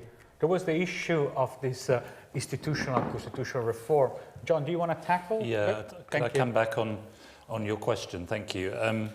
Yes, of course we should have a debate. I mean, I'm not against the debate at all, and it's a debate that's been going on since the Constitution was passed, really, about, you know, the difficulty of passing reform, the difficulty of changing things. My feeling is all the changes to the Constitution since the 90s, leaving aside the very important autonomy question, is that they've all gone towards a direction which is opposed to that of the original Constitution. That is the change to the electoral system, all under the wave of an anti-political populist wave. The change to the electoral system in the 1990s pushed through by Mani Pulite and so on. The reduction in parliamentarians pushed through by Five Star. And these proposals are another part of that. So the direction for me is dangerous. And this would take it to another level with a smaller parliament, an electoral system of the one we've got now, which is a very anti-democratic electoral system, very problematic electoral system, and a directly elected prime minister. I think you'd be in a huge centralisation of power, of political power, maybe not so much of economic power. And I think that would, my point is I'm against that, but I'm happy to have the debate about it. I think it may be a political suicide to go down that road by the current Prime Minister, but let's see. Maybe. I hope it is. So, just going to make a short point about this. We cannot think about this reform without thinking the previous reform, and you mentioned the shrinking of Member of Parliament. So one of the facts at the moment, beside the very difficult geographical representation, in the sense that we have large portion of the country where members of parliament, they struggle to speak with their constituency. We have another aspect that maybe not many are aware because you don't follow the procedure of the commissioni, is that the member of parliaments are struggling to attend commissioni and be prepared. They struggle to prepare the files. They struggle to discuss the files. And they struggle also because in my short experience in working on some aspect, mostly on foreign affairs and defense, is that also given the strong reaction we had after Mani Pulite, we decided that we couldn't actually invest on parties. And therefore, the parties, they don't have enough funding and structure to actually produce internally centri di studi and research. What does it mean? It means a couple of things. One is that they delegate to external entities that are not elected democratically the possible policies. In the least worst case are think tanks. In the worst case are private entities, usually transnational, that actually they can maybe provide useful policy, but most likely they are not at the interest, using the term very well loved by the current Prime Minister, of national interest. The other aspect, therefore, we're going to have a situation that where if the executive will have more capacity to push bills, but the member of the parliament will have less time and energy to evaluate and discuss, we could have a really strong imbalance. I completely agree with Vincenzo. We need to have a very frank and public debate about this. And, you know, most of the last decision, if we go back to Mani Pulite and we think also now, were really populist decisions to try to appease some demands, but actually are working against not just the efficiency of the government, but also, I think, the quality of democracy. So we want to be very careful about that. Giulia, please, do you want to tell us something, just to wrap it up, on, actually, since you are the best expert on the march, fascist march, and think about legacies of that event that actually was 100 years ago, more or less. Is there anything we want to be really aware about the legacy of that symbolic event?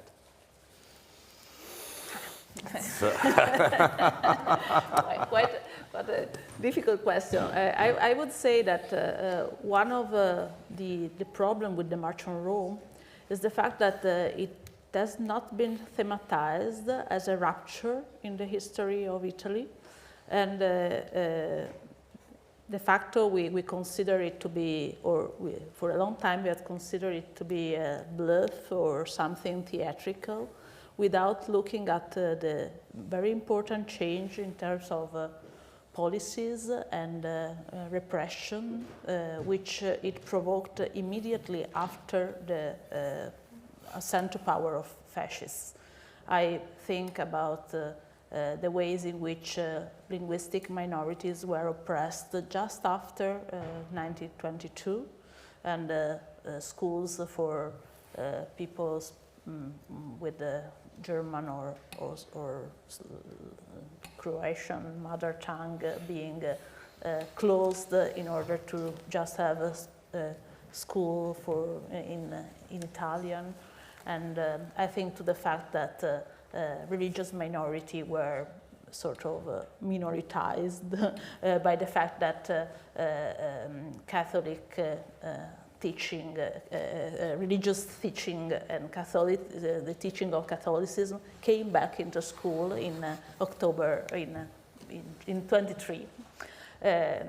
And so these are some of the aspects, beside the aspects of repression, that were enforced in a very different manner than before, just because the schools had become part of the armed forces of the state, with the Milizia Volontaria per la Sicurezza Nazionale, and so on and so forth. The fact that we didn't really internalize this rupture, and that the dictatorship was considered to be started in 1925, and that in some way the ever-changing regime was after the end of the war, after the end of the regime, retold, reconstructed, and in a way the only fascist in the 20 years of rules, of fascist rules, was in our representation after 45 Benito Mussolini, because none of his men was considered to be a real fascist. Not Giuseppe Volpi, not Bottai, not many other people. has provoked the fact that we aren't able to deal with what the past of the country is. And this has terrible consequences on the way in which we look at authoritarianism, at the relationship between Italy and the rest of Europe in the 20s and 30s. And this is not just an Italian problem, I think. I think that for a long time, European scholars and intellectuals weren't able to see the radicalness of a fascist regime, its capacity to be an example throughout Europe in the interwar period in democratic and authoritarian countries. Which bring us to now, I would say, and to the fact that it is very difficult to debate about authoritarian tendencies, their relationship with the distant past of the 20 years regime, but also with the fact that during the Republic in the 60s and 70s and 80s, as you showed, there were strong opposition to the democratization of the country. And actually, what we can see now, and this is what I was mentioning, is the fact that the most radical opposition, if we can call so, refers to the fascist legacy of Fratelli d'Italia, and nobody looks to the fact that one of the issues at stake is the democratization of the country happened in the 60s and 70s, and that part of I think that the vote enjoyed by far-right and right-wing party in the country are the effect of the delusion of a part of the country for the fact that the Italian Republic is no longer able to develop its democratic goals in nowadays. Thank you very much. We're about to conclude. I wanted just to share an anecdote I discovered preparing some work about Anni di Piombo. And it's when Piazza Fontana, 1969, happened, one of the first politicians to run there was Sandro Pertini. And Sandro Pertini, I want to mention him because actually he was from my village, that Stella in Liguria. And he was a socialist who did resistance, who was in prison. And he went also in different locations due to the fascist regime. Like one was Lipari for a sort of incarceration during the regime. But when the bomb exploded, he just ran to Milan. When he arrived, he met the prefetto of Milan, and he didn't shake his hand because he was the same person who was running the camp in Lipari. And this is the moment that when we talk about critical juncture, rupture, continuity, and then you can zoom in on the encounter of two human beings. And he decided not to shake his hand, and then eventually became the President of the Republic. Actually, seems he didn't shake hand for resentment toward Lipari, but how he dealt with Pinelli. Because Italy had, a lot of odd events, but also there have been very important politicians, women and men, con la schiena dritta, that they have defended our values, our institution. Sandro Pertini has been one, several. The current President of the Republic, clearly, he is having this role. Of course, the next chapter would be who will be next President of the Republic. A new chapter will be open because that generation is not any longer around. We're going to stop here. I'm going to thank you for your attention. I'm going to tell you that we will have the section at the Sheldonian starting at 5:30, but door will be open at 5 and we'll close at 5:30. So please arrive earlier at the Sheldonian. Unfortunately, is not with us Simon Gilson, Serena Agnelli chair, for family reason. And he sent his apologies. So I hope you can have some refreshment before the next terrific session from 5 at the Sheldonian. Thanks again for sharing your morning and this early afternoon with us. Thank you.